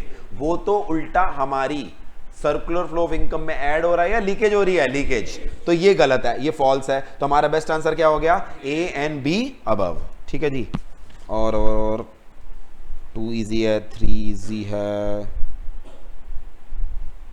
4 भी इजी है, ये छोड़ो। अब हम आते हैं पास्ट ईयर क्वेश्चन में, ठीक है। पास्ट ईयर क्वेश्चंस देखते हैं, जो अच्छे क्वेश्चंस है वो करा रहा हूं, बाकी तो आप होमवर्क में करोगे। क्वेश्चन नंबर 3 एमटीपी में पूछा गया था, ये क्वेश्चन एमटीपी पता है ना, पेपर से पहले आते हैं। Which component of national income represents income earned by individuals. अच्छा, किसी बच्चे ने पेज 203 पे डाउट पूछा है, हम कौन से पेज पे हैं, 203 हैं? अच्छा, बुक की इलस्ट्रेशन में डाउट पूछा। ओके ओके ओके, ठीक है, फिर मैं ना ब्रेक में लूंगा, ठीक है? डाउट आपका, टेंशन मत लो, डाउट आपका लिया जाएगा, बट ब्रेक में लेंगे। Question number 3, which component of national income represents income earned by individual and businesses before taxes and other deductions? आपकी income earned by individuals and business before taxes and other deduction, तो क्या हो जाएगा? Disposable income, personal income, GNP या GDP? अब problem समझो, बात किसकी चल रही है सर? इंडिविजुअल। जीएनपी और जीडीपी में प्रॉब्लम ये है, इसके अंदर गवर्नमेंट सेक्टर भी इंक्लूडेड होता है। डिस्पोजेबल इनकम में से टैक्सेस माइनस हो जाते हैं, तो हमारा आंसर क्या हो जाएगा? Personal income. फिर आगे देखो, क्वेश्चन नंबर 1 भी बढ़िया है। क्वेश्चन नंबर 1 देखिए जल्दी से। If a countries GDP is greater than GNP, क्या ही बढ़िया है, बड़ा सिंपल है ये तो। अगर एक कंट्री की जीडीपी बढ़ी है, मैं फॉर्मूला लिख देता हूं, GNP is equal to GDP plus net factor income from abroad. अगर जीडीपी जीएनपी से ज्यादा है, इसका मतलब net factor income from abroad क्या हो जाएगी? नेगेटिव। जरा देखो यहां पर ऑप्शन में ये तो दे ही नहीं रखा मगर, और आपको पता है फैक्टर इनकम किसकी वजह से होती है? एक्सपोर्ट्स माइनस इंपोर्ट्स, और जब एक्सपोर्ट माइनस इंपोर्ट पॉजिटिव होते हैं उसे बोलते हैं ट्रेड सरप्लस, और जब एक्सपोर्ट माइनस इंपोर्ट नेगेटिव होते हैं उसे क्या बोलते हैं? Trade deficit. ये जो टर्मिनोलॉजी है ना चैप्टर 9 में है आपकी, बट इन्होंने क्या किया, बड़े इंटेलिजेंटली चैप्टर 6 और चैप्टर 9 को मिक्स कर दिया। तो ये टर्मिनोलॉजी सरप्लस और डेफिसिट चैप्टर 9 में आएगा आपका, बट अभी के लिए आप आंसर टिक कर लो। आंसर कौन सा है? Trade deficit. ट्रेड डेफिसिट का मतलब, हाँ जी, क्या क्या क्या? नेट इंपोर्ट करते तो is a net importer. Net importer में ना यार हमें ये नहीं पता कि एक्सपोर्ट है या नहीं है, तो हम ट्रेड सरप्लस और डेफिसिट की बात करते हैं। नेट इंपोर्टर का मतलब ये हुआ कि एक पर्टिकुलर कंट्री को मैं कुछ भी एक्सपोर्ट नहीं करता, मैं उससे सिर्फ इंपोर्ट करता हूं, ठीक है? वो एक कंट्री स्पेसिफिक होता है। For example, I am a net importer with China, I am a net exporter with US, but मेरे को कंट्री का ओवरऑल सीन देखना है, क्योंकि मेरे को सिर्फ चाइना या सिर्फ यूएस नहीं देखना। तो जब आप नेट इंपोर्टर और एक्सपोर्टर वर्ड यूज करते हो ना, you are talking about with a particular country, but जब आप ट्रेड डेफिसिट और सरप्लस वर्ड यूज कर रहे हो, you are not talking about a particular country, you are talking about overall India के एक्सपोर्ट एंड इंपोर्ट, ठीक है? तो यहां पे लिखो एक्सपोर्ट माइनस इंपोर्ट क्या है? नेगेटिव। इसका मतलब है ट्रेड डेफिसिट। और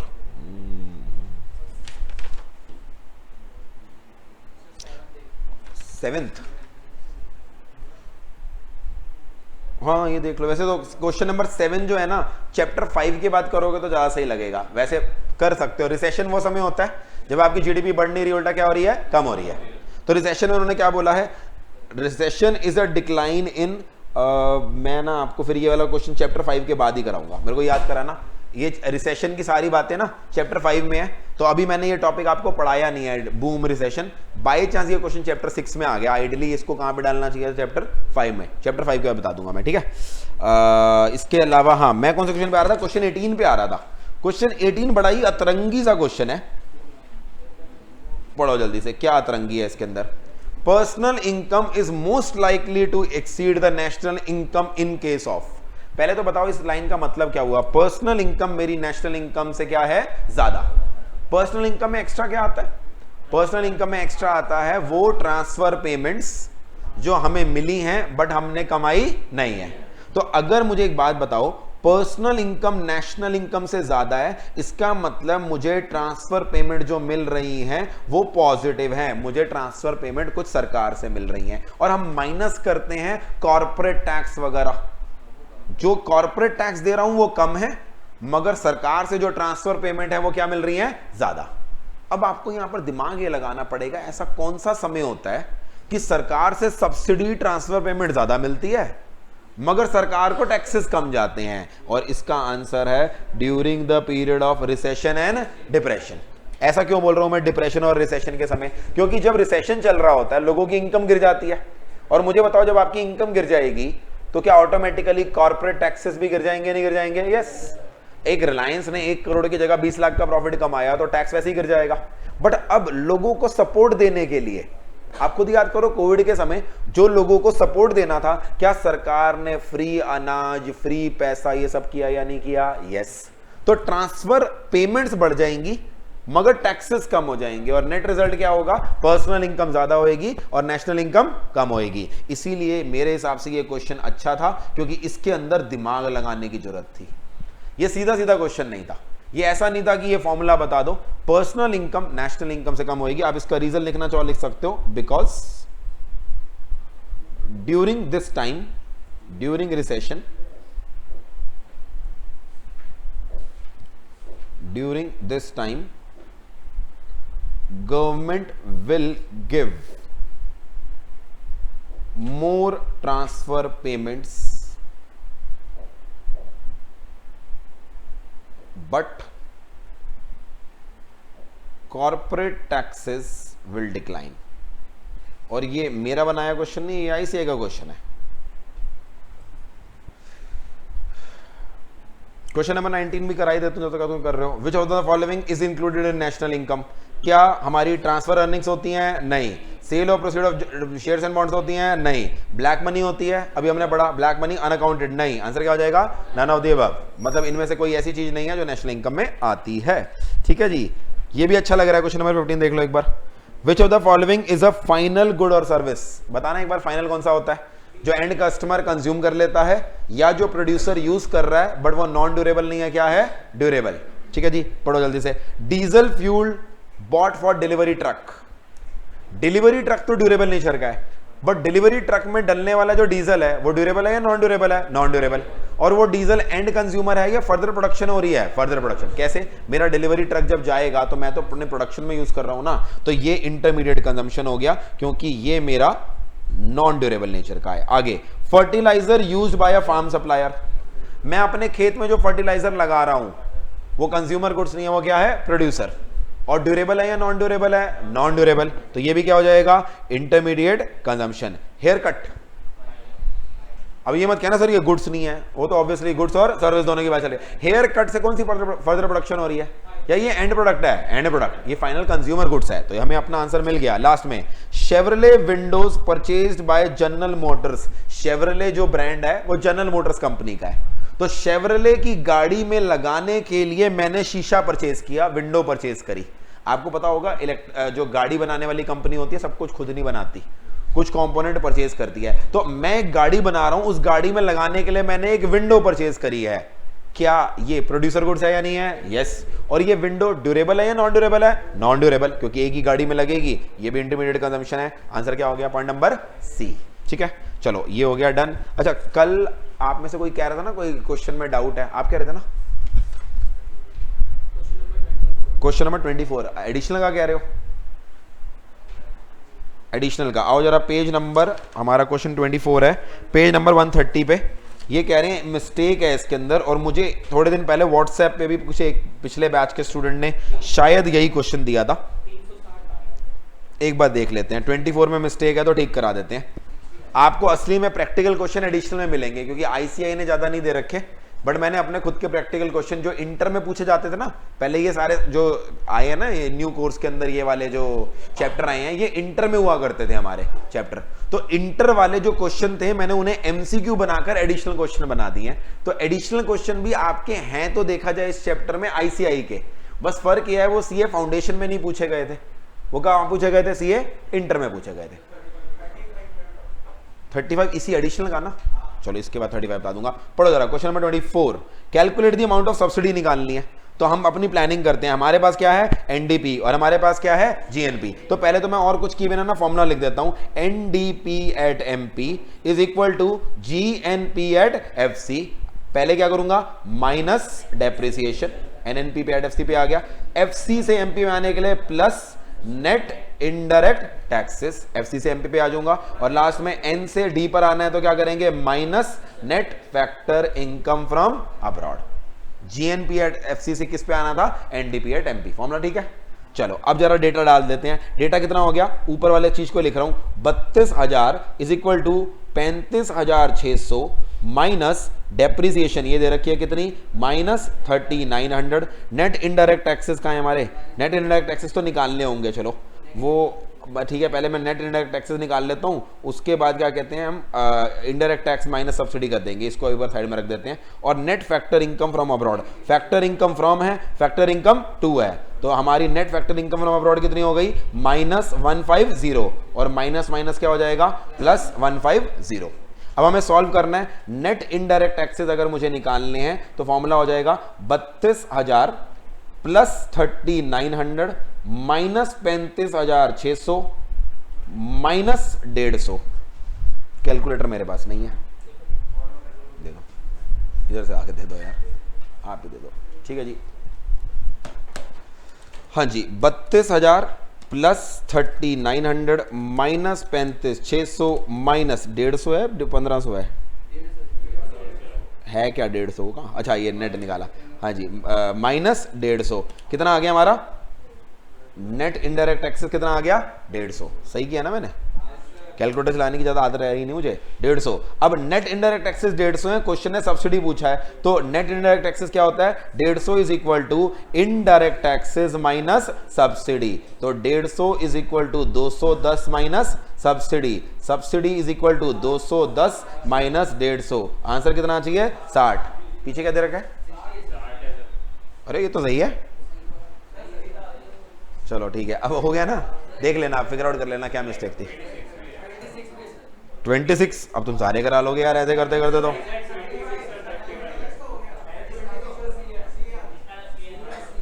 इसका आंसर सही है गलत है? अरे करा देते हैं यार, ठीक है। क्या निकालना है? डोमेस्टिक इनकम निकालनी है, NDP at FC, GNP at MP, minus क्या करेंगे डेप्रिसिएशन, माइनस क्या करेंगे हम, सॉरी माइनस नहीं करेंगे, नेट से जाना है ना, तो net factor income from abroad minus करेंगे, और एमपी से एफसी पे जाना है तो माइनस नेट इनडायरेक्ट टैक्सेस। तो हम शुरू करते हैं इसको, 58350 minus 1625 minus factor income from abroad -240, net indirect taxes इन दोनों का डिफरेंस ले लेता हूं 2590 minus 1540, net indirect taxes 1050 minus कर दिए, 58350 minus 1625 minus 240 minus 1050, this becomes 55435। सही तो कह रहे हैं, मिस्टेक तो है ना।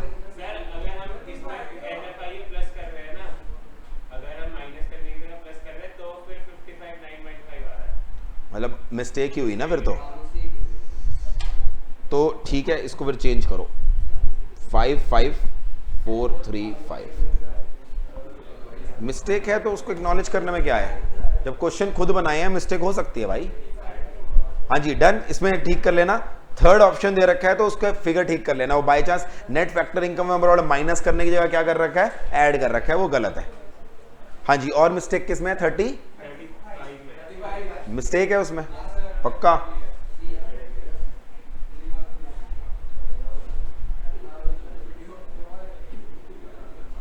$35। हाँ जी, आखिरी क्वेश्चन है फिर, what is the value of output in respect of the following data. Value of output निकालना है, यानी वैल्यू एडेड मेथड से हमारा आ जाएगा।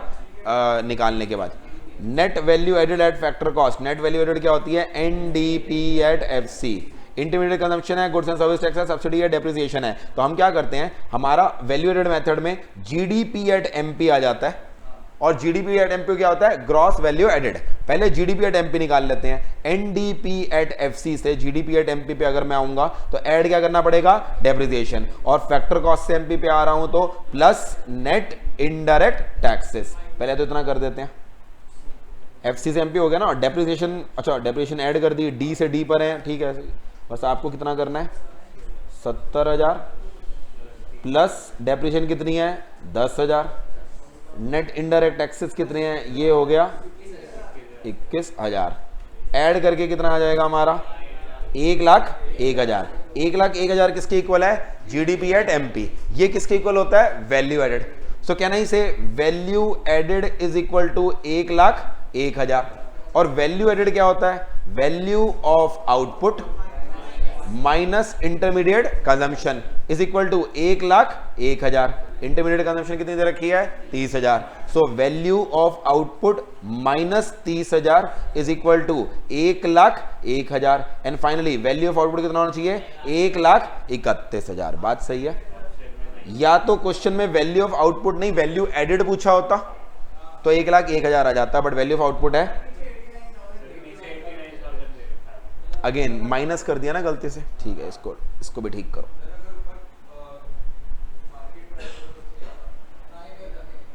नहीं, मिस्टेक है, क्लियर कट मिस्टेक है। आपने ऐड करना था, गलती से माइनस कर दिया। ये क्वेश्चन मैंने ही आंसर निकाले होंगे तो जल्दी जल्दी में गलत कर दिया होगा, कोई दिक्कत नहीं। 1,31,000 कर लो इसको, ठीक है। और सब बढ़िया? ठीक है जी, ठीक है जी। ऐसा करते हैं, छोटी सी ब्रेक लेते हैं, 2:10 में शुरू करेंगे, ठीक है। 2:10 में शुरू करेंगे, गला सूख रहा है। अब हाँ जी, चलिए नेक्स्ट चैप्टर स्टार्ट करते हैं। नेक्स्ट चैप्टर हमारा है यूनिट नंबर 2, जिसका नाम क्या है? केनीशियन थ्योरी ऑफ नेशनल इनकम। पहली बात तो इस चैप्टर में पढ़ना क्या है और ये यूनिट नंबर 1 से अलग कैसे है वो समझ लेते हैं। यूनिट नंबर 1 में क्या हो रहा था? यूनिट नंबर 1 में एक कंट्री के अंदर, एक इकोनॉमी में already goods and services produce हो रहे थे। ऑलरेडी वो साल कंप्लीट हो गया था और साल खत्म होने के बाद हम कैलकुलेट करने की कोशिश कर रहे थे कि पिछले साल या पिछले क्वार्टर क्या जीडीपी बनी और क्या नहीं बनी। यानी हम यूनिट नंबर 1 में जो भी काम हो रहा था ना, वो गुड्स एंड सर्विस की प्रोडक्शन के बाद कैलकुलेशन का काम कर रहे थे। जैसे अकाउंट्स में 11th क्लास में आपको पहली बार पढ़ाया जाता है, अगर आप याद करो 11th क्लास की अकाउंटेंसी, वहां पढ़ाया जाता है accountancy start where the transaction ends. Account सभी शुरू होती है जब ट्रांजैक्शन ऑलरेडी हो गई है। बट अकाउंट्स के अलावा एक और सब्जेक्ट है जो आप इंटर में पढ़ोगे, फाइनेंशियल मैनेजमेंट। फाइनेंशियल मैनेजमेंट का काम क्या होता है? जब ट्रांजैक्शन हो गई है उसके बाद डिसीजन लेना या ट्रांजैक्शन होने से पहले गाइड करना, ट्रांजैक्शन होने से पहले। That is the basic difference between accountancy and financial management. Same में that is the main difference between unit number 1 and unit number 2। Unit number 2 में हम ये सीखने वाले हैं कि क्यों ऐसा होता है किसी कंट्री की जीडीपी बढ़ रही होती है और किसी कंट्री की जीडीपी गिर रही होती है। यानी why does it happen that sometimes our GDP is growing at the rate of 7 or 8%? Last year हमारे देश की चारों क्वार्टर की मिलाकर अगर लास्ट ईयर की मान के चलूं तो जीडीपी की growth rate I 7.2%, which is very very good. 7.2 भी नहीं, सॉरी 8 पॉइंट समथिंग परसेंट, 8.1 या 8.2, which is very very good. But इस बार वो जीडीपी की ग्रोथ रेट गिर के 5%, 5.25% आ गई। तो हमें यह पता होना चाहिए कि एज अ पर्सन, कैलकुलेट तो कर ही लेगा सीएसओ डिपार्टमेंट, हमें यह पता होना चाहिए क्यों किसी देश की जीडीपी ऊपर जाती है और क्यों किसी देश की जीडीपी नीचे जाती है। और अगर आपने ये चैप्टर समझ लिया तो मैंने आपको बोला जो आपका चैप्टर नंबर 5 है, चैप्टर नंबर 5 का नाम क्या है? Business cycle. बूम क्यों आता है, रिसेशन क्यों आता है, तो मैंने कहा ऑटोमेटिकली आप उसको मुश्किल से 1 घंटे में समझ जाओगे इस चैप्टर को, अगर आपने इसमें यह समझ लिया कि एक जीडीपी काम कैसे करती है। अब इस चैप्टर के अंदर भी ना वही सेम वर्ड्स आएंगे, investment expenditure, consumption expenditure, net exports, सारे वर्ड सेम होंगे। बट फर्क क्या है? पिछले चैप्टर में जो ये सारे वर्ड्स थे ये एक्स पोस्ट फिगर्स थी, और इस चैप्टर में जब ये सेम वर्ड्स आएंगे, investment, consumption expenditure, net exports, government expenditure, ये सारे वर्ड जो आएंगे इस बार ये सारे वर्ड एक्स पोस्ट नहीं होंगे, क्या होंगे? एक्स एंटे। अब ये एक्स एंटे और एक्स पोस्ट का मतलब क्या होता है? एक्स पोस्ट का मतलब होता है जब कोई चीज ऑलरेडी हो गई है, और एक्स एंटे का मतलब होता है जब कोई चीज होने वाली है। एक्स एंटे वर्ड कहां से आया है? एंटीसिपेशन वर्ड से। इंग्लिश में एंटीसिपेशन वर्ड का मतलब क्या होता है? जो आप होने के लिए एक्सपेक्ट कर रहे हो। तो यहां पर हम क्या कर रहे हैं? यहां पर ये देख रहे हैं एक इकोनॉमी में लोग कितना खर्चा करना चाह रहे हैं, एक इकोनॉमी में एक प्रोड्यूसर कितना प्रोडक्शन करना चाहेगा। तो वर्ड सारे सेम होंगे, बस ये याद रखना एक्स पोस्ट फिगर नहीं होंगी, इस बार क्या होंगी? एक्स एंटे फिगर होंगी। क्लियर है ये वाली चीज? फिर अगली चीज, सर ये तो समझ गए कि हम यहां पर नेशनल इनकम डिटरमिन कैसे होती है, हम ये सीखेंगे। बट इसका नाम केनीशियन थ्योरी क्यों है? क्योंकि ये जो पूरी थ्योरी है वो जिस इकोनॉमिस्ट ने दी है उस इकोनॉमिस्ट का नाम क्या है? कीन्स। इनफैक्ट मैक्रो इकोनॉमिक्स में सबसे बड़ा इकोनॉमिस्ट जो माना जाता है वो क्या माना जाता है? कीन्स। कीन्स ने क्या किया? एक जमाने में, मैं यहां पर आपको कंपेयर करके बताऊंगा, क्लासिकल इकोनॉमिस्ट की कोई और थ्योरी थी। क्लासिकल इकोनॉमिस्ट कहते थे इकोनॉमी में, वन लाइन में बोलूं तो इकोनॉमी में कभी भी रिसेशन या बूम नहीं आएगा, इकोनॉमी अपने आप को एडजस्ट कर लेगी। मगर फिर दुनिया का सबसे बड़ा रिसेशन आया 1929 से लेकर इसके बीच में 1934। अगर आपने इसका नाम सुना हो, नहीं तो मैं इसको चैप्टर 5 में पढ़ाऊंगा ही। इसे बोलते हैं द ग्रेट डिप्रेशन। रिसेशन भी नहीं, क्या, द डिप्रेशन। इसमें माना जाता है पूरी दुनिया की जीडीपी 15% से गिर गई थी, 15% से जीडीपी गिर गई थी। और फिर ट्रेडिशनल इकोनॉमिस्ट जो कह रहे थे अरे कुछ नहीं होता, सब अपने आप ठीक हो जाता है, इकोनॉमी के अंदर सेल्फ एडजस्टिंग एबिलिटी होती है, वो थ्योरी भी पढ़ाऊंगा मैं। तो वो थ्योरी गलत प्रूव हो गई और फिर आया कीन्स अपनी किताब लेकर। उस किताब का नाम क्या है, अंडरलाइन कर लो। कीन्स की किताब का नाम है, यहां नहीं दे रखा, किसी और चैप्टर में दे रखा है क्या, नहीं दे रखा है, the theory of EMI. EMI में E stands for employment, I stands for interest and M stands for money. And that is why आप देखेंगे आपको कीन्स का नाम चैप्टर 7 में भी दिखेगा, जब चैप्टर नंबर 6 में भी दिखेगा। जब हम चैप्टर नंबर 8 मनी वाले चैप्टर में जाएंगे वहां भी कीन्स का जिक्र आएगा। और जब चैप्टर नंबर 7 के अंदर हम गवर्नमेंट के फंक्शंस की बात करेंगे वहां पर फिर किसका जिक्र आएगा, कीन्स। क्योंकि कीन्स की बुक में उसने 3 चीजों को टच किया था। कौन कौन सी, ईएमआई, एम्प्लॉयमेंट, मनी और इंटरेस्ट।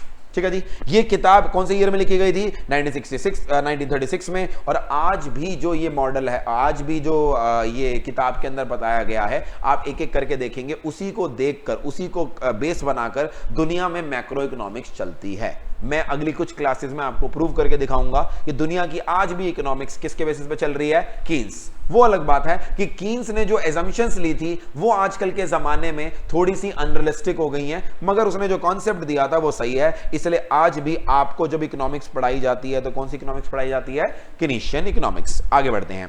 कीनीशियन इकोनॉमिक्स में हमारा जो पूरा चैप्टर है, पूरे चैप्टर में 3 पार्ट्स में डिवाइडेड है, 2 सेक्टर मॉडल, 3 सेक्टर मॉडल और 4 सेक्टर मॉडल। और मैंने जानबूझ के पहले लेक्चर के अंदर ही आधा घंटा लगा के, जब मैंने मैक्रो इकोनॉमिक्स शुरू कराई थी, मैंने आपको ऑलरेडी समझा दिया कौन कौन से मॉडल, 2 सेक्टर मॉडल, कौन कौन से सेक्टर होते हैं इसमें, प्रोड्यूसर और हाउस होल्ड। फिर हम इसमें 3 सेक्टर में कौन सा नया सेक्टर ले आते हैं, गवर्नमेंट। और 4 सेक्टर में एक्स्ट्रा कौन आ जाता है, रेस्ट ऑफ द वर्ल्ड। तो आपको मुझे मॉडल समझाने की जरूरत नहीं है, वो तो मैंने स्टार्टिंग में समझा दिया था। बट अब हमें समझना है हर मॉडल में क्या क्या वो फैक्टर होते हैं उन जिनके बेसिस पे उस मॉडल के अंदर प्रोडक्शन, किसी देश के अंदर होने वाली प्रोडक्शन डिटरमिन होती है। ऑब्वियसली मैं सबसे ज्यादा टाइम 2 सेक्टर मॉडल पे लगाऊंगा, क्योंकि सारे नए कॉन्सेप्ट पढ़ेंगे पहली बार कहां पर, 2 सेक्टर मॉडल में। बट बिलीव मी, अगर हमने 2 सेक्टर मॉडल एक बार समझ लिया तो मात्र 15-20 मिनट में हमारा 3 सेक्टर मॉडल भी हो जाएगा और 4 सेक्टर मॉडल भी। तो ये मत समझना 2 सेक्टर मॉडल के अंदर ही सर ने 1.25 घंटा, 1.5 घंटा, 2 घंटा लगा दिया, अब हर सेक्टर के अंदर 2-2 घंटे लगेंगे। नहीं, अगर आपने 2 सेक्टर मॉडल ढंग से समझ लिया तो आपको 15-15 मिनट लगेंगे दोनों मॉडल के ऊपर, वो दोनों भी क्या हो जाएंगे, निपट जाएंगे। चलिए लेट्स स्टार्ट। सबसे पहले हमारा 2 सेक्टर मॉडल होता क्या है, मैंने आपको परसों की क्लास में ही समझाया, थोड़ा मुझे भी समझा दो फिर इसी बात पे। 2 सेक्टर होते हैं कौन कौन से, हाउस होल्ड और फर्म्स। फर्म्स को प्रोड्यूसर सेक्टर भी बोल सकते हैं। हमारे फैक्टर्स ऑफ प्रोडक्शन का ओनर कौन माना जाता है, house hold sector. Factors of production होते हैं कौन कौन से हैं, लैंड, लेबर, कैपिटल और एंटरप्रेन्योरशिप। हाउस होल्ड सेक्टर ये फैक्टर इनपुट्स या फैक्टर सर्विस जो भी बोलना चाहो, ये फर्म्स को देते हैं और फर्म्स इनके बदले में पेमेंट करती हैं। कौन कौन सी, वेजेस, रेंट, इंटरेस्ट और प्रॉफिट। इन्हें फर्म के पॉइंट ऑफ व्यू से बोलते हैं फैक्टर पेमेंट, और हाउस होल्ड सेक्टर के लिए यही क्या बन जाती है, फैक्टर इनकम। फिर जो भी गुड्स एंड सर्विसेज फर्म्स ने बनाए हैं वो गुड्स एंड सर्विसेज वो हाउस होल्ड सेक्टर को बेच देती हैं और इसके बदले में हाउस होल्ड सेक्टर से पैसे जाते हैं और इस पैसे को प्यार से क्या बोलते हैं, कंजम्पशन एक्सपेंडिचर। अगर आप देखोगे अंदर की तरफ जो 2 चीजें बनी हुई हैं ये हैं रियल फ्लो, और इसके आउटर में जो हो रहा है वो क्या हो रहा है, मनी फ्लो। हर रियल फ्लो के कॉरस्पॉन्डिंगली क्या होता है, एक मनी फ्लो। और इस तरह से हमारे इकोनॉमी में बिजनेस क्या होता मनी क्या होती रहती है, घूमती रहती है। अब इस पूरी अप्रोच के अंदर 2 फंडामेंटल एजम्पशन है जो मैं ऑलरेडी आपको बता चुका हूं। पहली एजम्पशन ये है, सब लिखा हुआ है, आपको लिखने की जरूरत नहीं है। पहली एजम्पशन ये है कि फर्म्स कोई भी रिटेन्ड अर्निंग्स नहीं करेंगी, और अगर फर्म कोई भी रिटेन्ड अर्निंग नहीं करेगी, दैट इज वाई फर्म को जो भी पैसा मिला कंजम्पशन एक्सपेंडिचर के रूप में, फर्म ने सारा का सारा पैसा क्या कर दिया, बांट दिया। और फर्म ने सारा पैसा बांट दिया, तो इसका मतलब ये हुआ नो रिटेन्ड अर्निंग्स का मतलब है whatever is the consumption expenditure that is equal to the sum total of factor payment. और आगे जाकर जब हम इस असम्पशन को हटाएंगे तो वहां पे दिक्कत ये हो जाएगी कि आपको जो कंजम्पशन एक्सपेंडिचर के रूप में पैसा मिला है वो सारा का सारा फैक्टर पेमेंट में कन्वर्ट नहीं होगा, उसमें से कुछ पैसा रिटेन्ड अर्निंग्स हो जाएंगी, और वो जो रिटेन्ड अर्निंग्स है मैंने आपको नोट डाउन कराया था वो हमारे सर्कुलर फ्लो में क्या होती है, एक तरह की लीकेज। जो भी इस सर्कुलर फ्लो को रोकेगा उसे प्यार से क्या बोलेंगे, लीकेज। ठीक है जी, जब तक कोई लीकेज नहीं है तब तक कंजम्पशन एक्सपेंडिचर और फैक्टर पेमेंट एक दूसरे के इक्वल है। अब जरा यहां पर आ जाते हैं, हाउस होल्ड सेक्टर को जो भी फैक्टर पेमेंट मिली, factor payment household sector के लिए क्या बन जाएगी, फैक्टर इनकम। प्रैक्टिकली आपकी जो भी इनकम होती है उसमें से कुछ आप कंज्यूम करते हो और कुछ आप क्या करते हो, सेव। मगर हमारी यहां पर इसमें अजम्पशन ये है दैट यहां पर किसी प्रकार की कोई सेविंग्स नहीं है, और क्योंकि किसी प्रकार की कोई सेविंग्स नहीं है इसका डायरेक्ट इंपैक्ट ये हुआ हाउस होल्ड सेक्टर को जो भी फैक्टर इनकम मिली है that is equal to household sector जो भी क्या कर रहा है, कंजम्पशन एक्सपेंडिचर कर रहा है। तो अगर आप ध्यान से देखो इस पूरे मॉडल में लास्ट में एक चीज दे रखी है, आपको समझ में आ जाएगी। यहां पर फैक्टर पेमेंट किसने किसको करी है, प्रोड्यूसर सेक्टर ने हाउस होल्ड को, it is equal to household income. और क्योंकि हाउस होल्ड इनकम ने सारा कुछ खर्च कर दिया है, क्योंकि यहां पर कोई सेविंग्स नहीं है, इसलिए household income is equal to household expenditure. और हाउस होल्ड जो खर्चा कर रहे हैं, कोई गवर्नमेंट सेक्टर नहीं है, कोई रेस्ट ऑफ द वर्ल्ड नहीं है, तो सारा खर्चा अल्टीमेटली किसके पास जा रहा है, फर्म्स के पास। और फर्म्स क्या इस आउटपुट को सेव कर रही हैं या वो बांटे चली जा रही हैं, बांटे चली जा रही हैं। This value of output is again is equal two factor payment. तो ये चारों चीजें एक दूसरे के इक्वल हैं। रट्टा ना मारना चाहो तो आप लॉजिक लगा लो, जो चीज जिसको मिल रही है वो बिना सेव किए क्या कर रहा है, सामने वाले को दे रहा है। वो चीज मेरे लिए फैक्टर पेमेंट है, तुम्हारे लिए हाउस होल्ड इनकम है। तुमने जो खर्चा किया वो मेरे लिए क्या है, रिसीट्स है। ठीक है जी, इस पूरे मॉडल में कोई लीकेज नहीं है, कोई इंजेक्शन नहीं है। बट यहां पर अगर आप चाहो तो एक लीकेज वाला और इंजेक्शन वाला मॉडल बना सकते हो, मगर वो मॉडल मैंने आपको ऑलरेडी वहां पर दे रखा है। ठीक है, तो मैं इस पेज की भी नोटिंग आपको ड्राइव पे डाल दूंगा, आप चाहो तो यहां पर वो नोटिंग कर लेना, अदरवाइज मैंने आपको बता दिया। मैं रफली जल्दी जल्दी बना देता हूं, नोटिंग करने बैठेंगे ना तो टाइम बहुत लग जाएगा। अगर ऊपर वाले मॉडल को ही मैं दोनों एजम्पशन को हटा दूं तो फर्क ये होगा, हाउस होल्ड सेक्टर जब कंजम्पशन एक्सपेंडिचर करेगा तो वो सारा कंजम्पशन एक्सपेंडिचर नहीं करेगा, थोड़ा सा पोर्शन क्या कर लेगा, सेव। और जो कंजम्पशन एक्सपेंडिचर वहां गया प्रोड्यूसर सेक्टर के पास, प्रोड्यूसर सेक्टर सारा का सारा उसे फैक्टर पेमेंट के रूप में नहीं बांटेगा, उसमें से थोड़ा पैसा वो क्या कर लेगा, सेव। प्रोड्यूसर सेक्टर की सेविंग्स को ही हम प्यार से क्या बोलते हैं, रिटेन्ड अर्निंग्स। ये पैसा जो दोनों ने सेव किया है ये किसके पास चला जाएगा, इन दोनों के बीच में कौन होगा, फाइनेंशियल इंटरमीडियरी बोल लो, या फिर इन दोनों के बीच में क्या होगा, फाइनेंशियल सेक्टर। जब ये पैसा फाइनेंशियल सेक्टर के पास आएगा, बैंक्स ने हम दोनों की सेविंग्स ले ली, बैंक इस सेविंग का क्या करेगा, बैंक्स अल्टीमेटली हमें लोन के रूप में दे देंगे। तो जो पैसे सेविंग्स के रूप में आए वो किसके रूप में वापस आ जाएंगे, बोरोविंग्स के रूप में वापस। And these borrowings always lead to what, these borrowings lead to investment. तो मैंने आपको नोटिंग कराई थी, अगर यहां पर हम ऊपर वाली दोनों एजम्पशंस को छोड़ भी दें, ऊपर वाली कौन कौन सी एजम्पशन है, कोई रिटेन अर्निंग्स नहीं है और कोई सेविंग नहीं है, अगर ये दोनों एजम्पशन छोड़ भी दें, इन दैट केस ऑल्सो हमारा सर्कुलर फ्लो ऑफ इनकम बना रहेगा, क्योंकि जितनी लीकेज जाएगी बाहर उतनी ही वापस इंजेक्शन आ जाएगी। लीकेज होएगी सेविंग के फॉर्म में और इंजेक्शन होएगी किसके फॉर्म में, इन्वेस्टमेंट के फॉर्म में। ठीक है जी, 5 मिनट लगाकर मैंने फिर से वो मॉडल रिवाइज करा दिया। अब मैंने आपको ये मॉडल रिवाइज क्यों कराया, कीन्स के हिसाब से जैसे माइक्रो इकोनॉमिक्स में किसी भी मार्केट के अंदर इक्विलिब्रियम कैसे अचीव होता है, माइक्रो इकोनॉमिक्स आप सबने पढ़ रखी है। एक मार्केट बनाते हैं, यहां पे प्राइस बनाते हैं, यहां पे क्वांटिटी बनाते हैं, यहां पर आती है मार्केट डिमांड, यहां पर क्या आती है, मार्केट सप्लाई। और जहां पर मार्केट डिमांड और सप्लाई इंटरसेक्ट करती है, इस पॉइंट को हम प्यार से क्या बोलते हैं, इक्विलिब्रियम। इसके अगेंस्ट इक्विलिब्रियम प्राइस होता है और इसके अगेंस्ट क्या होता है, इक्विलिब्रियम क्वांटिटी। तो कोई भी मार्केट के अंदर eight any point of time जो प्राइस डिटरमिन होता है वो forces of demand and supply के बेसिस पे। तो कीन्स ने आर्गुमेंट दी, जैसे माइक्रो इकोनॉमिक्स में एक पर्टिकुलर मार्केट में डिमांड एंड सप्लाई सब कुछ डिसाइड करते हैं, सेम वे में इकोनॉमी भी ना eight any point of time equilibrium पे काम करती है। बस फर्क ये है वहां पर मार्केट डिमांड और मार्केट सप्लाई नहीं होते, वहां पर क्या होते हैं, एग्रीगेट डिमांड और एग्रीगेट सप्लाई। अब ये एग्रीगेट डिमांड और एग्रीगेट सप्लाई क्या होते हैं वही हमारी डिस्कशन है। बट आपको एक चीज पता है, डिटेल में पढ़ लेंगे एग्रीगेट डिमांड और एग्रीगेट सप्लाई क्या होता है, बट एक इकोनॉमी का इक्विलिब्रियम कब आएगा, एक इकोनॉमी का इक्विलिब्रियम तब आएगा जब उस इकोनॉमी की एग्रीगेट डिमांड और उस इकोनॉमी की एग्रीगेट सप्लाई ये दोनों क्या हो गई हैं, एक दूसरे के equal. Aggregate demand is equal to aggregate supply. Clear है वाली चीज। अब मुझे एक एक करके आपको इन दोनों वर्ड्स का मतलब बताना है। पहला वर्ड कौन सा है, एग्रीगेट डिमांड, और दूसरा वर्ड कौन सा है, एग्रीगेट सप्लाई। एग्रीगेट डिमांड का मतलब क्या है, जैसे कि मैंने चैप्टर की स्टार्टिंग में बोला, यहां पर जो भी खर्चों की बातें चलेगी, एक्सपेंडिचर मेथड से रिलेट करना। चलो याद ही करा दो, जीडीपी का एक्सपेंडिचर मेथड कल हमने पढ़ा था, उसमें हमने क्या क्या एक्सपेंडिचर ऐड करे थे, हाउस होल्ड का कंजम्पशन एक्सपेंडिचर, हाउस होल्ड का इन्वेस्टमेंट एक्सपेंडिचर, बिजनेसमैन का कंजम्पशन तो ऐड नहीं किया था, इंटरमीडिएट कंजम्पशन होती है, क्योंकि बिजनेसमैन की फिक्स्ड इन्वेस्टमेंट और बिजनेसमैन की इन्वेंट्री इन्वेस्टमेंट, और साथ में गवर्नमेंट सेक्टर को पकड़ लिया था। गवर्नमेंट सेक्टर का क्या, कंजम्पशन, गवर्नमेंट सेक्टर का क्या हो जाएगा, इन्वेस्टमेंट, और लास्ट में रेस्ट ऑफ द वर्ल्ड के लिए क्या पकड़ लिया था, net exports, that is export minus import. अब यहां पर सेक्टर वाइज चलते हैं। एग्रीगेट डिमांड का मतलब सिंपली ये है कितना एक्सपेंडिचर इकोनॉमी में होने वाला है।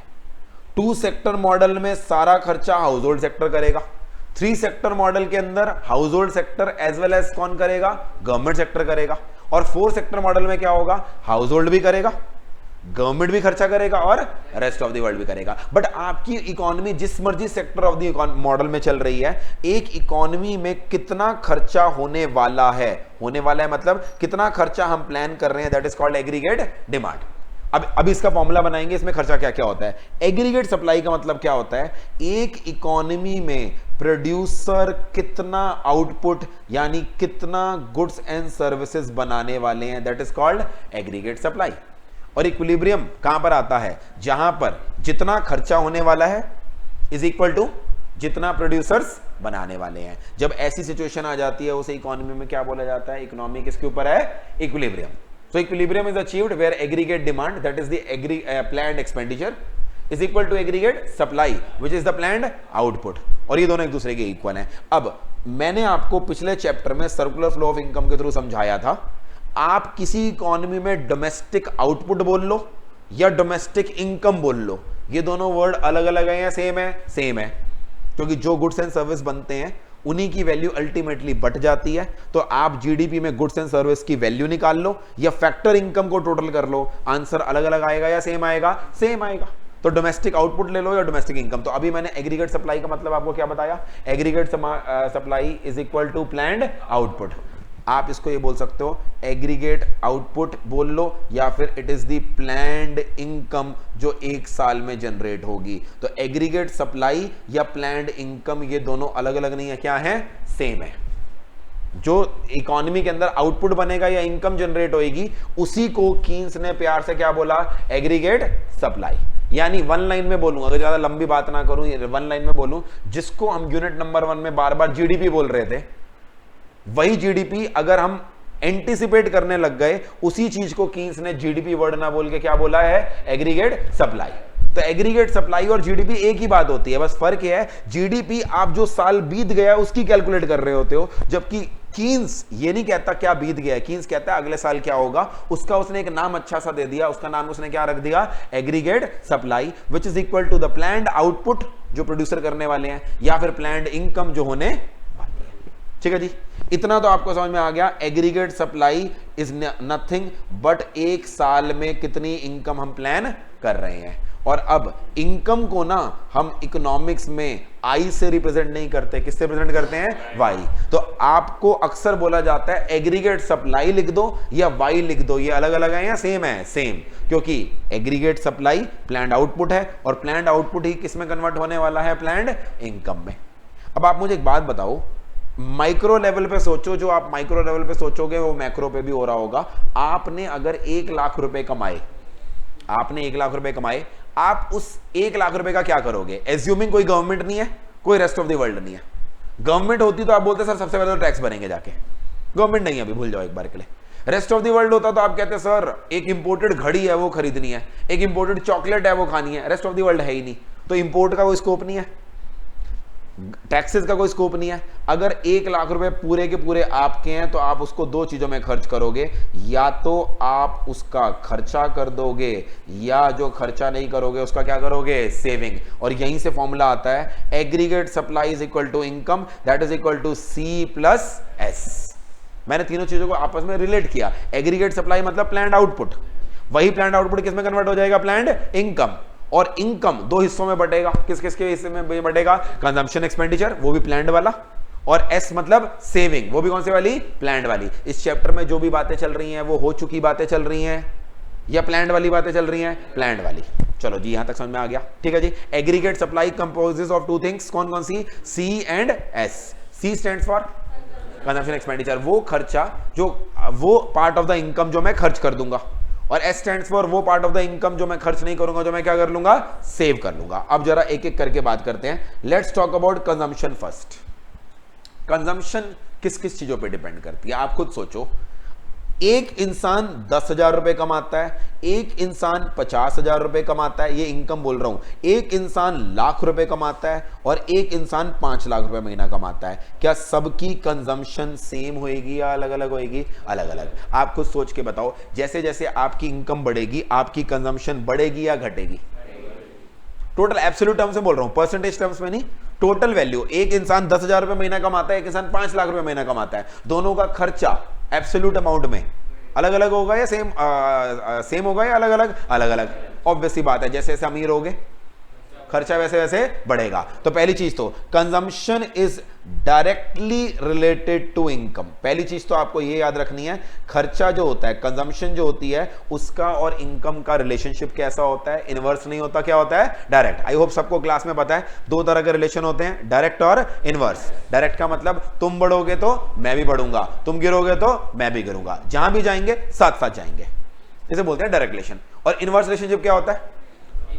अगर तुम बढ़ोगे तो मैं गिरूंगा और अगर तुम गिरोगे तो मैं बढ़ूंगा, यानी जहां भी जाएंगे अलग अलग दिशाओं में जाएंगे। तुमने अगर लेफ्ट लिया तो मैंने राइट लिया, तुम गए नॉर्थ तो मैं गया साउथ, इसे बोलते हैं इनवर्स रिलेशनशिप। समझ में आ गया? ठीक है जी। तो इनकम और कंजम्पशन का रिलेशन क्या है? डायरेक्ट या इनवर्स? डायरेक्ट। इसका मतलब as the income rises the overall consumption also rises. ये तो समझ में आ गया। इसको लिखने का एक और तरीका होता है, C is a function of Y। Mathematics में आप लिखते हो y is a function of x, ये लिखते हो ना, y is a function of x। जब मैथमेटिक्स में लिखते हो तो इसका मतलब ये होता है y की वैल्यू किस पे डिपेंड कर रही है? x। इन अदर वर्ड्स, जब जब x की वैल्यू बढ़ेगी उसकी वजह से y की वैल्यू बढ़ेगी। तो सेम चीज जो मैंने बोली, इसको मैथमेटिकली लिखने का तरीका क्या होता है? मैं इसलिए कह रहा हूं क्योंकि एमसीक्यू में लिखा होता है कई बार। सेम चीज लिखने का तरीका है, consumption is a function of y, as the income increases my consumption will increase and as the income decreases my consumption will decline. ये तो समझ में आ गया हमें। अब अगला सवाल, सर एग्जैक्ट फॉर्मूला बताओ। अब मेरा अगला सवाल ये है, अगर आप, मैं 2 कंपैरिजन लेता हूं, चलो 3 कंपैरिजन, 10,000 तो छोड़ देते हैं, 50,000 से कंपेयर करते हैं। एक इंसान 50,000 रुपए महीना कमाता है, तो आप मुझे बताओ दिल्ली में रहकर अगर आप 50,000 रुपए महीना कमाते हो, आप रफली कितना खर्चा कर देते होगे? 40 तो मिनिमम ही कर देते होगे। ठीक है जी। सर हमारे शौक भी हैं, ठीक है चलो शौक भी पूरे कर लो तुम थोड़े से। 45,000 मैंने कंज्यूम किया और ऑब्वियसली बताने की जरूरत नहीं है, बाकी 5,000 क्या हो गया होगा? सेव। तो मैंने 90% खर्चा अपना कर दिया। ठीक है जी। बट अब मुझे बताओ, अब मेरी इनकम डबल होगी, मेरा प्रमोशन हुआ या मैंने जॉब स्विच करी, एकदम 50 की जगह क्या हो गया? 1 लाख। अब मुझे बताओ खर्चा बढ़ाओगे? यस। बट अब क्या 45,000 से सीधा 90% के हिसाब से 90,000 कर दोगे, या खर्चे में जो इंक्रीज आएगा वो थोड़ा सा कम आएगा? कम आएगा। भाई हर बंदा जब अमीर होता है ना, 45,000 में उसकी बेसिक नेसेसिटीज तो मीट हो रही थी, थोड़ी बहुत कंफर्ट्स भी मीट हो रहे थे। अब वो क्या करेगा? नो डाउट वो अपने कंफर्ट्स और लेगा, शायद थोड़ी सी लग्जरी भी ट्राई करे, बट वो 45 का 70 कर लेगा, 80 कर लेगा। बट ओवरऑल खर्चा बढ़ने के बावजूद अगर आप परसेंटेज टर्म्स में देखो, परसेंटेज टर्म्स पहले 90% था, अब कितना है? 70% है। तो if I ask you will the total expenditure rise, your answer will be yes, but if I ask you will the proportion of the expenditure rise, your answer will be no. अब मैं अपना proportionately कम करूंगा। और अब मुझे बताओ, अगर उसी इंसान की इनकम 5 लाख रुपए महीना हो गई, तो जो 45,000 खर्च कर रहा था बढ़ाकर कितना किया 70, अब कितना कर लेगा, लाख कर लेगा, 1.5 लाख कर लेगा, चलो 2 कर लेगा, चलो मान लिया 2.5 कर लिया। ओवरऑल वही इंसान थोड़े दिन पहले तक 45,000 का खर्चा करता था, अब महीने का कितना कर रहा है 2.5, बड़ा, बट प्रोपोर्शनेट टर्म्स में कितना हो गया 50। दिस मींस व्हाट, ये एग्जांपल जो मैंने दिया, जब जब इनकम बढ़ती है तब तब क्या होता है, हमारा खर्चा बढ़ता है, बट जो खर्चे में इंक्रीज होता है और जो इनकम में इंक्रीज होता है वो एब्सोल्युटली सेम हो, इसकी कोई गारंटी नहीं है। अब यहां से हमारा कहानी शुरू होती है। हमारे कंजम्पशन में हमने स्टडी किया तो कीन्स ने बोला 2 कंपोनेंट होते हैं आपके कंजम्पशन में। आप eight any point of time जो खर्चा करते हो और मैक्रो इकोनॉमिक लेवल पे उसे सी बोलते हैं, उसमें 2 कंपोनेंट होते हैं और इसका फॉर्मूला उन्होंने क्या बनाया, A plus B Y. A plus B Y में A stands for autonomous consumption expenditure. Autonomous का मतलब क्या होता है, ऑटोनॉमस का मतलब होता है इंडिपेंडेंट, जो अपने हिसाब से चलता है उसे क्या बोलते हैं, ऑटोनॉमस। जैसे आप अक्सर सुनते हो India is a autonomous country. Autonomous मतलब इंडिया को किसी और से पूछने की जरूरत नहीं है, हम अपने हिसाब से चलेंगे। तो सी में A प्लस बी वाई वाले पार्ट को बोलते हैं इंड्यूस्ड खर्चा और A वाले पार्ट को बोलते हैं ऑटोनॉमस खर्चा। इंड्यूस्ड का मतलब होता है मोटिवेटेड, ये वो खर्चा है जो आप बढ़ा रहे हो क्योंकि आपकी इनकम बढ़ रही है। जैसे जैसे लोग अमीर होते हैं वो अपना खर्चा बढ़ाते हैं, वो खर्चा जो अमीरी की वजह से होता है उसे इकोनॉमिक्स में क्या बोलते हैं, इंड्यूस्ड। तो सर बाकी खर्चा किस लिए होता है, ये वो खर्चा होता है जो आपको जिंदा रहने के लिए बेसिक स्टैंडर्ड ऑफ लिविंग चाहिए। सो आपकी जो बेसिक स्टैंडर्ड ऑफ लिविंग होती है ना, उसको करने के लिए जो आपको मिनिमम खर्चा चाहिए होता है उसे इकोनॉमिक्स में किससे रिप्रेजेंट करते हैं, ए। यानी इन अदर वर्ड्स, एक इंसान की इनकम अगर 0 भी है, एक इंसान की इनकम अगर 0 भी है, उसका खर्चा 0 होगा। उसको कोई ना कोई तरीके से अपनी बेसिक खर्चे मीट करने या नहीं करने, यस। यानी even if y is equal to 0, c is not equal to 0, c के अंदर c will be equal to a is the minimum खर्चा जो आपको करना ही पड़ेगा, चाहे आपकी इनकम 0 है, चाहे आपकी इनकम 1 करोड़ है। ये बेसिक नेसेसिटीज है। एक बार एग्जांपल दोगे बेसिक नेसेसिटीज कौन कौन सी होंगी, minimum level of food, minimum level of shelter, minimum level of clothing, ये तो होगी बेसिक नेसेसिटीज। इसके अलावा एक एफिशिएंट जिंदगी जीने के लिए आपके पास सिर्फ 1 जोड़ी कपड़े होने चाहिए या 1 से ज्यादा ही होना चाहिए, 1 से ज्यादा। शेल्टर मतलब बस स्टॉप के नीचे रह लेंगे, या एक कंफर्टेबल एटलीस्ट 1 BHK तो होना चाहिए। तो ये सारी चीजें जो एक बेसिक एफिशिएंट लिविंग के लिए चाहिए होती हैं, इसे हम किससे रिप्रेजेंट करते हैं, ए से रिप्रेजेंट करते हैं। अच्छा ये आ गई। अब सर मुझे एक बात बताओ, सर वाई अगर 0 है तो इसकी फाइनेंसिंग कहां से हो रही है, ये खर्चा आ कैसे रहा है। इसके 2 तरीके हैं। पहला तरीका है बोरो, मैं फैंसी वर्ड बोलूं तो बैक बोरो स्टील, भीख मांगो, चोरी करो या उधार मांगो। उधार दे सकता है तो अच्छी बात है, नहीं तो फिर चोरी कर लो, चोरी नहीं हो रही तो बैक कर लो। बट इकोनॉमिक्स ये नहीं बोल सकती ना, तो इकोनॉमिक्स इसको क्या बोलती है, इकोनॉमिक अगर आपकी इनकम 0 है फिर भी आपको खर्चा करना पड़ रहा है, इसका मतलब आप क्या कर रहे हो, बोरो। बोरो मतलब नेगेटिव सेविंग्स हो रही हैं। सेविंग्स क्या होती है, जो आप रखते हो। बोरो करने का मतलब क्या हो रही है, नेगेटिव सेविंग्स। या दूसरा तरीका ये है, आपकी पास्ट सेविंग से विड्रॉ कर रहे हो। इन बोथ द केसेस जब आपका C is equal to A है, आपकी जो सेविंग्स हैं वो डाउन जा रही हैं। कैसे जा रही हैं, या तो पुरानी सेविंग से पैसे विड्रॉ कर रहे हो या अपने ऊपर कर्जा चढ़ाए जा रहे हो। Both are example of negative savings. तो अगर आप एक चीज ध्यान से देखो, आपके कंजम्पशन एक्सपेंडिचर में A प्लस बी वाई है, ए वाला पार्ट है ऑटोनोमस, और इसको करने का मेजर सोर्स क्या होता है, या तो बोरविंग्स या फिर आपकी खुद की ही पास्ट सेविंग्स। जैसे मुझे एक बात बताओ, आप 10 साल से नौकरी करते हो, एकदम आपने सोचा मैं नौकरी छोड़ के बिजनेस करूंगा, आपने नौकरी छोड़ दी, बिजनेस स्टार्ट किया, 1 साल तक कुछ भी नहीं कमाया, तो y इज इक्वल टू 0, खाना पीना बंद कर दिया। फिर 1 साल खाया पिया ना, बिजनेस में लॉस भी आ रहा है, अगर बिजनेस में इनकम भी नहीं हो रही, कहां से खाया पिया, पास सेविंग। सर पुरानी सेविंग है ही नहीं, तो क्या करोगे, बोरो। वही चीज मैं समझा रहा हूं, बस उसको इकोनॉमिक्स की भाषा में समझा रहा हूं। C is equal to A। अब जरा बी वाई की बात करते हैं। बी वाई वाले पार्ट को प्यार से क्या बोला जाता है, इंड्यूस्ड कंजम्पशन एक्सपेंडिचर। अब ये इंड्यूस्ड क्यों होता है? क्योंकि जैसे जैसे इनकम बढ़ेगी वैसे वैसे मैं भी क्या करूंगा, ये वाले पार्ट को बढ़ाऊंगा। और सर ये बी क्या है? B stands for MPC. MPC क्या होता है? Marginal propensity to consume. Marginal propensity to consume का सिंपल मतलब यह है, अगर आज आप 100 रुपए कमाओगे एक्स्ट्रा, जो कमा चुके हो उसकी बात नहीं कर रहा, 100 रुपए अगर आप एक्स्ट्रा कमाओगे, जो एक्स्ट्रा 100 रुपए आपने कमाए उसमें से आप कितना खर्चा कर दोगे, that is called marginal propensity to consume. फॉर्मूले के टर्म्स में बोलूं तो दैट पार्ट ऑफ इनकम जो आप खर्च कर दोगे, चेंज इन सी, ट्राइंगल समझते हो ना, ट्राइंगल का मतलब क्या होता है? Change in C divide by change in Y. अगर मैं हर एक्स्ट्रा 100 इनकम कमाने पे उसमें से 80 खर्च कर दूंगा तो माना जाता है मेरी एमपीसी किसके इक्वल है? 0.8। ठीक है जी। तो अगर मैं आपके सामने ये वर्ड लिखूं, एक बार ध्यान से देखो, C इज इक्वल टू 1 या 10,000 प्लस 0.8y, इस सेंटेंस का मतलब क्या हुआ? पहले तो ये इंटरप्रेट करते हैं तभी आगे बढ़ेंगे। C is equal to 10,000 plus 0.8y में 10,000 क्या है? ऑटोनमस। इसका मतलब यह है minimum level of standard of living के लिए हमें जिस देश में हम रहते हैं, जिस सिटी में हम रहते हैं, हमें कितने पैसे चाहिए? 10,000। अगर मेरी इनकम 0 भी है तो मुझे सर्वाइवल के कितने चाहिए? 10,000। और अब जितनी भी मैं एक्स्ट्रा इनकम कमाऊंगा उसका 0.8 का मतलब उसका 80% क्या कर दूंगा? खर्च।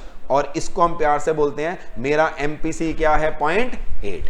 अच्छा, आगे बढ़ने से पहले एक चीज बताओ, एमपीसी हर इंसान का सेम होता है या अलग अलग होता है? सेम होगा, अलग अलग होगा? आप एक एग्जांपल के थ्रू समझते हैं। एक इंसान 10,000 रुपए कमाता है और एक इंसान 10 करोड़ रुपए कमाता है। पर मंथ की बात चल रही है यहां पर, ठीक है जी। 10,000 पर मंथ और 10 crore per month. 10 crore per month सुनने में लगता है क्या दिल्ली में 120 करोड़ रुपए कमाने वाले लोग नहीं होंगे? आराम से होंगे। देश की कैपिटल में बैठे हो तुम, 120 करोड़ रुपए कमाने वाले होंगे। मेरी तरफ मत देखो गलती से भी, अगर होते तो मैं यहां थोड़ा होता, मैं तो आराम से एंजॉय कर रहा होता। तो ठीक है, 10 करोड़ रुपए पर मंथ भी होंगे। तो अब मुझे एक बात बताओ, अगर दोनों ने कुछ एक्स्ट्रा इनकम कमाई, 10,000 रुपए वाले ने भी एक्स्ट्रा इनकम कमाई, 10 की जगह 15,000 हो गया, तो इसकी एक्स्ट्रा इनकम कितनी हो गई? 5,000।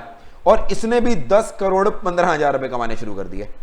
10 करोड़ 15,000 रुपए, दोनों की इनकम को मैंने सेम अमाउंट से बढ़ाया। कितने से? 15,000। तो आप मुझे बताओ ये क्या करेगा? सॉरी, दोनों की इनकम को एक्स्ट्रा अमाउंट कितने कमाया? 5,000 से। इसकी भी 5,000 से और 10 करोड़ वाले की भी कितने से बढ़ाई? 5,000 से। जीरो देख लेना यार, तुम आधे तो जीरो ही देख रहे हो। लो 0,5,0,0,0, ठीक है। अब 10 करोड़ 5,000 हो गया। अब आप खुद मुझे बताओ, जो इंसान 10,000 कमा रहा है दिल्ली जैसे शहर में, अगर उसकी इनकम 15 हो जाएगी, एक्स्ट्रा 5 को वो सेव कर लेगा या खर्च ही करेगा? खर्च। सारे ना करे तो एटलीस्ट 90% तो खर्च ही कर लेगा, तो उसका 90% पोर्शन तो क्या हो जाएगा? खर्चा। तो ऐसे इंसान का एमपीसी अगर मैं देखूं तो क्या है? 0.9। जो लोअर लेवल ऑफ इनकम में होता है उनका एमपीसी ऑलमोस्ट 1 होता है। ऑलमोस्ट 1 मतलब अगर उनका प्रमोशन हो भी जाता है, उनकी इनकम बढ़ भी जाती है, तो उनकी सेविंग पे कोई असर नहीं पड़ता, वो सारा का सारा ही क्या हो जाता है? खर्च, क्योंकि बेसिक नेसेसिटीज ही मीट नहीं हो रही। बट मुझे एक बात बताओ, जो बंदा 10 करोड़ कमा रहा है, अगर वो 10 करोड़ 5,000 कमाने लग जाएगा, पहली बात तो 5,000 डिस्काउंट ही दे देगा, किसी को छोड़ो ना यार क्या देना। बट एक मिनट के लिए एग्जांपल के लिए 10 करोड़ 5,000 कमा रहा है, तो वो 5,000 रुपए खर्चा करेगा या सेविंग में चला जाएगा? सेविंग में। क्यों? उसकी सारी जरूरतें, उसकी नेसेसिटीज, उसकी कंफर्ट, उसकी लग्जरी सब कुछ 10 करोड़ में पूरी हो रही है। 5,000 के आने या ना आने से ज्यादा फर्क नहीं पड़ेगा। यानी उसका एमपीसी ऑलमोस्ट 0 होगा, 0.1, 0.2 समथिंग लाइक दैट होगा। दिस प्रूव्स हर इंसान का एमपीसी सेम नहीं होता। जैसे जैसे एक इंसान की इनकम बढ़ती है उसका एमपीसी कम होता जाता है। बट हम माइक्रो इकोनॉमिक्स नहीं पढ़ रहे, याद करा दूं मैं, हम माइक्रो नहीं पढ़ रहे, क्या पढ़ रहे हैं? मैक्रो। अब यहां पर ध्यान से सुनो, कीन्स ने एज्यूम किया किसी भी इकोनॉमी का जो एमपीसी होगा वो हमेशा क्या होगा? कांस्टेंट। कांस्टेंट का मतलब इसी इकोनॉमी में अंबानी भी रहता है, इसी इकोनॉमी में एक रिक्शा चलाने वाला भी रहता है, और कीन्स एज्यूम कर रहा है जब दोनों लोग 10 रुपए एक्स्ट्रा कमाएंगे, दोनों उसमें से 80% खर्च कर देंगे। आप मुझे बताओ ये एजम्पशन सुन के सही लग रही है या गलत लग रही है? गलत लग रही है, क्योंकि हर इंसान का एमपीसी सेम नहीं होता। तो सर ऐसी इंसान ने जिसने इतनी बेहुदा एजम्पशन ली, हम उसके बारे में पढ़ी क्यों रहे हैं? सर हमें पढ़ने का बिल्कुल मन नहीं है, वो तो सर वैसे भी नहीं है, मगर बेहुदा बातें तो बिल्कुल पढ़ने का मन ही नहीं है। तो बात ये है, आप बार बार भूल जाते हो कि आप जो इकोनॉमिक्स अभी पढ़ रहे हो इस समय, वो माइक्रो नहीं पढ़ रहे, क्या पढ़ रहे हो? मैक्रो। मैक्रो लेवल पे कुछ लोगों का एमपीसी ज्यादा होगा, कुछ लोगों का एमपीसी कम होगा। तो जब कीन्स बोलता है कि एमपीसी को मैं कांस्टेंट एज्यूम कर रहा हूं, तो वो किसी एक इंसान की बात नहीं कर रहा, वो किसकी बात कर रहा है? पूरी इकोनॉमी की बात कर रहा है। एंड दैट इज वाई हमारी यहां पर दो चीजें निकल के आती हैं, जल्दी से बोलो क्या? C is equal to A plus B Y, जहां पर B at any point of time, what is B? MPC, वो किसी भी कंट्री के लिए, किसी भी इकोनॉमी के लिए क्या होगा? Constant. And the second part of our equation is A हमारा क्या होगा? ऑटोनोमस। और क्योंकि वो ऑटोनोमस है, वो इनकम पे डिपेंडेंट नहीं है, तो ये भी हमारा ऑब्वियसली क्या है? कांस्टेंट। तो A भी कांस्टेंट है, B भी कांस्टेंट है, तो सर बढ़ क्या रहा है? जैसे जैसे Y बढ़ेगा, Y मेरे C को भी क्या ले जाएगा? ऊपर ले जाएगा, क्योंकि A वाला कंपोनेंट तो क्या है? कांस्टेंट है। क्लियर है वाली चीज? अब ये जो हमने पढ़ा C is equal to A plus B Y, इसी चीज को डायग्रामेटिकली रिप्रेजेंट करना है। डायग्रामेटिकली जो रिप्रेजेंट करेंगे तो यहां पर हम क्या दिखाएंगे? इनकम बोल सकते हो, वाई बोल सकते हो, आप आउटपुट बोल सकते हो, जो बोलना चाहे बोल सकते हो। इनकम और आउटपुट मैक्रो इकोनॉमिक्स में दो अलग अलग चीजें हैं या सेम चीजें हैं? सेम चीजें हैं। और यहां पर हम क्या दिखाएंगे? सी। पहली बात तो हमारा सी और वाई के बीच में रिलेशनशिप डायरेक्ट है या इनवर्स है? डायरेक्ट। और मुझे बताओ, जब भी दो चीजों का रिलेशनशिप डायरेक्ट होता है तो हमारा जो कर्व बन के आता है वो अपवर्ड बन के आता है या डाउनवर्ड बन के आता है? अपवर्ड। मैं आपको बता दूं, कुछ बच्चों को तो मैंने ऑलरेडी बता रखा है, जिन्होंने बाद में ज्वाइन किया है उनको सिंपल फंडा बता दूं। एक तरह के कर्व होते हैं जो अपवर्ड होते हैं, एक तरह के कर्व होते हैं जो क्या होते हैं? डाउनवर्ड। अपवर्ड कर्व का मतलब होता है एक्स और वाई, जो भी चीज आप बना रहे हो उनके बीच में जो रिलेशनशिप है वो आपस में रिलेशनशिप कैसा है? डायरेक्ट। यानी एक्स के बढ़ने पे अगर वाई, एक्स के बढ़ने पे वाई बढ़ता है और x के घटने पे y घटता है, तो हमारा जो कर्व बनेगा कभी भी डाउनवर्ड नहीं बनेगा, क्या बनेगा? अपवर्ड। और दूसरे में बोलूं, यहाँ x है और ये y है, अगर ये डाउनवर्ड कर्व बन रहा है तो ये अब इसका मतलब है रिलेशनशिप डायरेक्ट नहीं है, रिलेशनशिप क्या है? इनवर्स। तो हमारे इस केस के अंदर पहली चीज तो क्या है? हमारा y और c इनका क्योंकि आपस में डायरेक्ट रिलेशनशिप है, तो जो भी कर्व बनेगा वो डाउनवर्ड तो नहीं बनेगा, क्या बनेगा? अपवर्ड। अच्छा, फिर अगली चीज, जब आप अपवर्ड बनाते हो ना, अपवर्ड में भी तीन शेप होती हैं। एक होता है स्ट्रेट लाइन, एक होता है कॉनकेव और एक होता है कॉन्वेक्स। और कोई ऐसा नहीं है कि अपनी मर्जी से जो मर्जी शेप बन जाती है, कभी भी स्ट्रेट लाइन बना दो, कभी भी कॉनकेव बना दो, जो मर्जी में आए बना दो। ये भी एक बात पे डिपेंड करता है। ये किस पे डिपेंड करता है? इसके लिए हम हर कर्व का क्या निकालते हैं? स्लोप।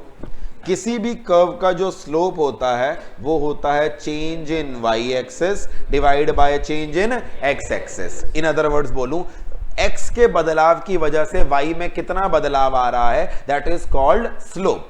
ठीक है जी।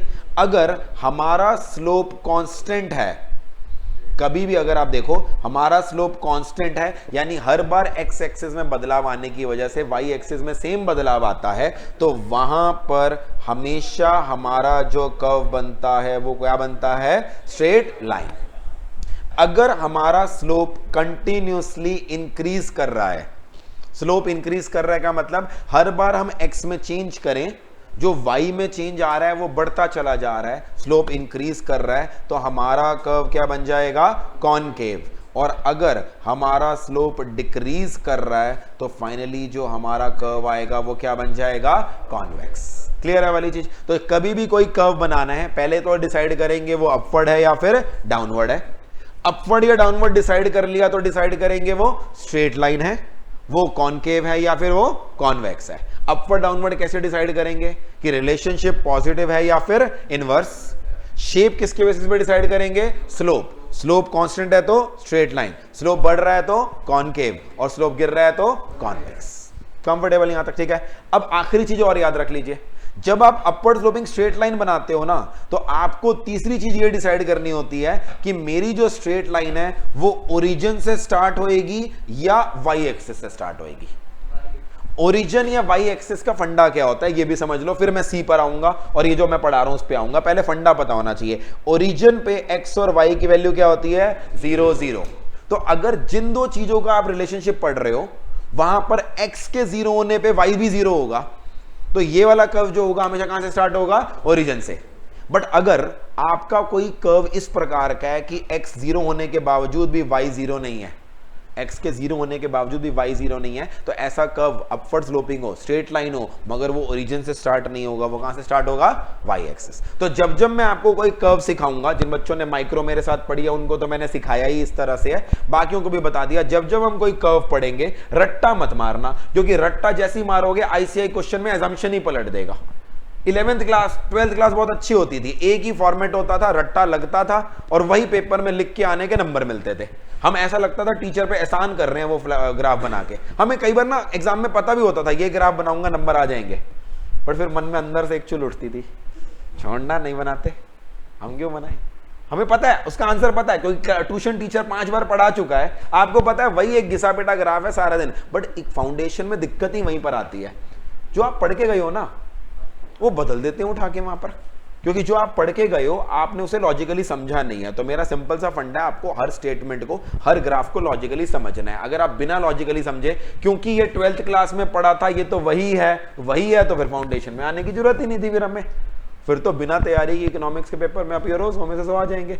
यही तो फर्क है फाउंडेशन और 12th की इकोनॉमिक्स में, कि 12th की इकोनॉमिक्स में रट के लिखो नंबर फ्री, यहां पर रट के काम नहीं चलता। यहां पे क्या होता है? समझना पड़ता है। तो फिर से मैं बोलूंगा, जब भी ग्राफ बनाओगे 3 चीजें चेक करोगे ग्राफ की। पॉइंट नंबर 1, अपवर्ड है या फिर डाउनवर्ड।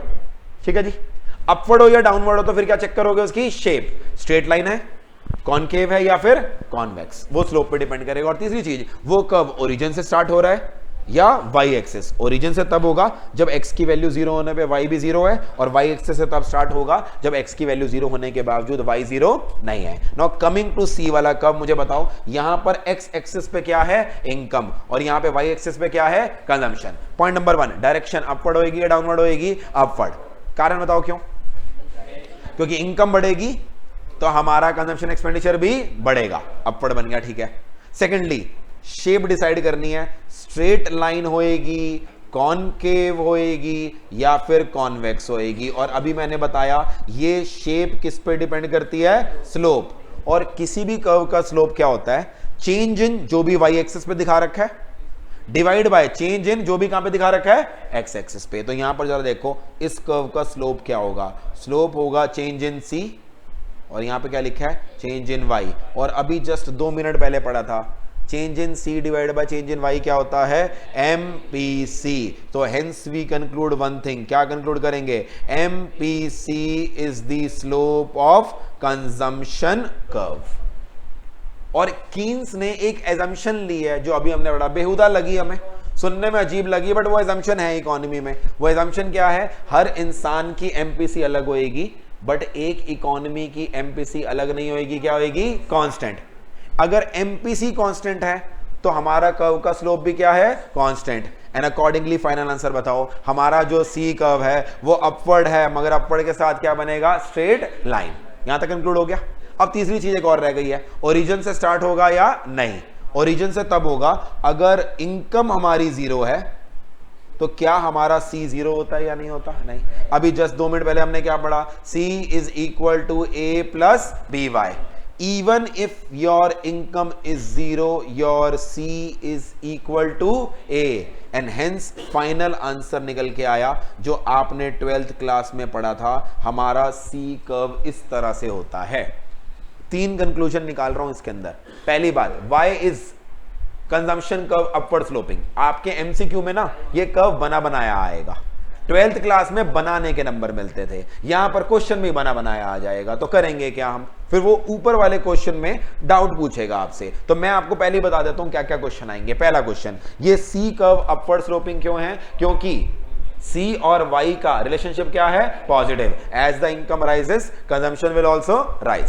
सेकेंडली, ये स्ट्रेट लाइन क्यों है? क्योंकि इसका स्लोप है कांस्टेंट और इसका स्लोप है कौन? एमपीसी। एमपीसी कांस्टेंट होता नहीं है, कीन्स ने अपनी थ्योरी में एज्यूम किया, और वो इसलिए एज्यूम किया क्योंकि वो एक इंडिविजुअल की बात नहीं कर रहा, वो किसकी बात कर रहा है? पूरी इकोनॉमी। और तीसरा, ये ओरिजिन से स्टार्ट क्यों नहीं हुआ? क्योंकि जब हमारा y 0 होता है, c 0 नहीं होता, क्या होता है? a। तो अभी मैंने थोड़ी देर पहले आपके सामने एग्जांपल लिया था, c is equal to 10,000 plus 0.8y। तो 10,000 मेरा क्या है? मिनिमम खर्चा।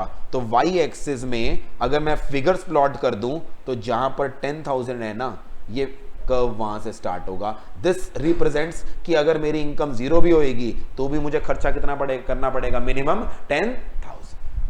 क्लियर है वाली चीज? एमपीसी हो गया। अब वापस अगर मैं आऊं, एक बार बताना जल्दी से, 10 मिनट पहले हमने क्या शुरुआत करी थी? जो आपकी इनकम है उसके दो हिस्से होते हैं, कौन कौन से? सी या फिर एस। सी आपने पढ़ लिया, ठीक है जी। अब मैं इस इक्वेशन में डाल रहा हूं, सी की वैल्यू कितनी हो गई? ए प्लस बी वाई प्लस क्या हो गया? एस। अगर इसी इक्वेशन में मैं आपको बोलूं व्हाट इज सेविंग, सेविंग क्या है, तो मैं इस वाले सारे पोर्शन को क्या ले जाऊंगा? यहां पर y minus A minus B Y. Saving यानी s is equal to minus A, I think bracket सबको खोलना आता है, y ब्रैकेट में ले लिया, 1 माइनस बी, और फाइनली सेविंग फंक्शन हमारा क्या बन गया? Minus A 1 minus B Y. एक बार कंपेयर करो, C क्या था? A plus B Y. Saving function क्या है? Minus A 1 minus B Y. जरा लॉजिकली सोचते हैं, जब आपकी इनकम 0 थी, आपका C किसके इक्वल था? A। आप 10,000 रुपए मिनिमम खर्च कर रहे थे, A की वैल्यू 10,000 माने, तो आपकी इनकम 0 होने के बावजूद 10,000 रुपए क्या कर रहे थे? खर्च कर रहे थे। तो मुझे उस पॉइंट पे बताओ, अगर मैं उसी समय जब आपकी इनकम 0 है आपसे पूछता तुम्हारी सेविंग कितनी है, तो आप क्या जवाब देते? आपकी सेविंग क्या है? माइनस 10,000। तो जो ए यहां पर होता है वही सेविंग कर्व क्या हो जाता है? माइनस ए। समझ में आ रहा है? माइनस ए क्यों लिया? क्योंकि जब आपकी कंजम्पशन 1000 है, सॉरी 10,000 है, आपकी इनकम तो है नहीं, तो जितनी आपकी कंजम्पशन है मिनिमम लेवल की, उतनी ही आपकी सेविंग क्या हो जाएगी? नेगेटिव। ठीक है जी। फिर बी का मतलब क्या था? एमपीसी। इसका मतलब क्या है? एमपीएस। फुल फॉर्म बोलोगे एक बार, क्या है? Marginal propensity to save. Simple भाषा में हिंदी में बोलूं, अगर मैंने 100 रुपए एक्स्ट्रा कमाए, उस 100 में से जो मैं सेव कर लूंगा उसे क्या बोलते हैं? एमपीएस। फॉर्मूला बोलूं तो change in S divide by change in Y. ठीक है जी। ये क्या था? Change in C divide by change in Y. तो अब मुझे एक बात बताओ, एमपीएस का फॉर्मूला क्या होगा? एमपीएस का फॉर्मूला है change in saving divide by change in Y. और क्या मैं इसी को, मैंने 100 रुपए कमाए, उसमें से मैं 80 खर्च कर देता हूं, एमपीसी 0.8, 20 सेव कर लेता हूं, तो क्या एमपीसी और एमपीएस दोनों को ऐड कर दिया जाए तो 1 आएगा या नहीं आएगा? यस भाई। 1 रुपए के दो ही काम होंगे ना। आपने 1 रुपया कमाया है, थोड़ा सा सेव होगा, थोड़ा सा क्या होगा? कंज्यूम। जो सेव हो गया उसे एमपीएस बोलते हैं, जो कंज्यूम हो गया उसे क्या बोलते हैं? एमपीसी। दैट इज वाई अगर आपको कोई एक चीज दे रखी हो तो क्या आप दूसरी चीज निकाल सकते हो? यस। अगर एमपीएस दे रखा है, एमपीसी निकालना है तो 1 माइनस एमपीएस कर दो, और अगर एमपीसी दे रखा है, एमपीएस निकालना है तो क्या करेंगे? 1 minus MPC. That is why आप सेविंग फंक्शन को ना लिखने के दो तरीके होते हैं। कुछ लोग कैसे लिखते हैं? Saving is equal to minus A plus MPS multiplied by Y, वो एमपीएस लिखते हैं। मगर हमारी आईसीआई की बुक कह रही है एमपीएस छोड़ो ना, हम इसको लिखते हैं माइनस ए प्लस एमपीएस को क्या लिख दिया? 1 माइनस बी, जहां पर बी कौन है? एमपीसी। तो एमपीएस लिखो या 1 माइनस बी लिखो, ये अलग अलग चीजें हैं या सेम है? सेम है। ठीक है जी। अब इसी के अंदर ग्राफ बनाते हैं, कौन सा? सेविंग, और यहां पर क्या बनाएंगे? इनकम। तो सर ये ग्राफ में नीचे कहां जा रहे हो? आमतौर पे ग्राफ हमारा 2D होता है, बट अगर आपको नेगेटिव बनाना हो तो उसी लाइन को क्या ले जाते हैं, दूसरी साइड। तो वाई एक्सिस में अगर मैं इस पॉइंट पे, ये मेरा ओरिजिन है, अगर मैं ऊपर जाऊंगा तो ये क्या होगा, पॉजिटिव, और अगर नीचे जाऊंगा तो क्या होगा, नेगेटिव। मैंने कंजम्पशन में नेगेटिव इसलिए नहीं बनाया, कंजम्पशन कभी नेगेटिव नहीं होती। सेविंग में नेगेटिव इसलिए बना रहा हूं, क्या सेविंग नेगेटिव हो सकती है, यस, सेविंग मेरी नेगेटिव हो सकती है। तो अब मेरा कर्व यहां पर सेविंग कर्व कैसे बनेगा, मेरा सेविंग कर्व बनेगा इस तरह से। यहां पर 3 प्रॉपर्टी आपने देखी। पहली चीज, सेविंग कर्व डाउनवर्ड है या अपवर्ड है, अपवर्ड। कारण बताओ जल्दी से एक बार। जब जब मेरी इनकम बढ़ेगी तब तब मेरी सेविंग क्या होगी, बढ़ेगी। जब जब आपकी इनकम बढ़ती है आपकी कंजम्पशन भी बढ़ती है और आपकी क्या बढ़ती है, सेविंग भी बढ़ती है, इसलिए अपवर्ड सर्व है। सेकेंडली, मेरा सेविंग कर्व अपवर्ड स्लोपिंग तो है, मगर दिमाग लगाओ कन्वेक्स कनकेव क्यों नहीं है, स्ट्रेट लाइन क्यों है? क्योंकि हर कर्व का स्लोप क्या होता है, ऑब्वियसली उसका हर कर्व का शेप इस पर डिपेंड करती है उसकी स्लोप। स्लोप हमारा यहां पर क्या हुआ, change in Y axis. Y axis पे क्या दिखाया है, saving, divide by change in X axis. X axis पे क्या दिखाया है, income, change in S divide by change in Y, ये क्या होता है, एमपीएस। तो आपने रटना है, रट लो, याद रखना है, याद रख लो, जैसे करना है समझ जाओगे तो ज्यादा अच्छा है। कंजम्पशन कर्व का स्लोप क्या है, एमपीसी। सेविंग फंक्शन का स्लोप क्या है, एमपीएस। और अब मुझे बताओ, कीन्स ने अगर एमपीसी को कांस्टेंट माना तो क्या ऑटोमेटिकली एमपीएस भी कांस्टेंट हो गया, नहीं हो गया, यस, क्योंकि एमपीएस 1 - 1 एमपीसी होता है ना। जो चीज आप माइनस करके निकाल रहे हो मुझे, अगर वो कांस्टेंट है तो क्या मेरी वैल्यू भी कांस्टेंट है, यस। तो फाइनल आंसर बताओ, saving is a straight line because इसका जो स्लोप है विच इज एमपीएस वो हमारा क्या होता है, constant. Why is C curve upward sloping and straight line? Because MPC is constant. And why is saving function straight line? Because उसका जो slope है MPS वो क्या है, constant. बस एक फर्क है, अगर आप ध्यान से देखो, C curve जो हमारा था वो हमारा कहां से स्टार्ट हो रहा था, Y एक्सिस। क्योंकि जब हमारी इनकम जीरो होती है, सी हमारा जीरो नहीं होता, वो फिर भी कुछ मिनिमम होता है। जबकि आप सेविंग फंक्शन के केस में देखो, वो भी वाई में शुरू हो रहा है, बट वाई पॉजिटिव या वाई नेगेटिव, वाई नेगेटिव। क्योंकि और ये वाई नेगेटिव भी रैंडमली नहीं होगा, इसकी वैल्यू क्या होएगी, -a। जो अभी मैंने थोड़ी देर पहले एग्जांपल लिया था, अगर मिनिमम खर्चा 10,000 करना होता है तो आपकी फिर नेगेटिव सेविंग्स भी कितने की होंगी, 10,000 की। ठीक है जी। तो ये हमारे इस तरह के 2 कर्व बनेंगे, एक बनेगा सी, एक बनेगा एस, दोनों अपवर्ड स्लोपिंग है। सी वाई एक्सिस से स्टार्ट होगा, एस नेगेटिव वाई एक्सिस से क्या होगा, स्टार्ट। अब मुझे एक बात बताओ, जब तक सेविंग इस लाइन से नीचे है, ये ब्लैक वाली लाइन कौन सी है, इनकम, और ये नीचे है, इसका मतलब क्या है, मेरी सेविंग्स हो रही है या नेगेटिव सेविंग हो रही है, नेगेटिव। इसको प्यार से कई बार हम क्या बोलते हैं, डिस सेविंग्स। इसके ऊपर चला गया तो मेरी सेविंग क्या हो गई, पॉजिटिव। और ये वाला पॉइंट जो है यहां पर, अगर आप ध्यान से देखो, मेरी सेविंग्स क्या है, 0। इस पॉइंट को प्यार से क्या बोलते हैं, break even point. Break even point में मेरी सेविंग क्या होती है, 0 होती है। सेविंग 0 का मतलब है मेरा y और c क्या होता है, equal to each other. Clear है वाली चीज। तो आज की क्लास में हमने सारी जो डिस्कशन करी है वो सिर्फ किसकी करी है, एग्रीगेट सप्लाई। मैंने एग्रीगेट डिमांड को टच नहीं किया आज, हमने सिर्फ किसकी डिस्कशन करी है, एग्रीगेट सप्लाई। ठीक है जी। आज की क्लास यहीं खत्म करेंगे, नेक्स्ट क्लास में यहीं से हम पिकअप करेंगे।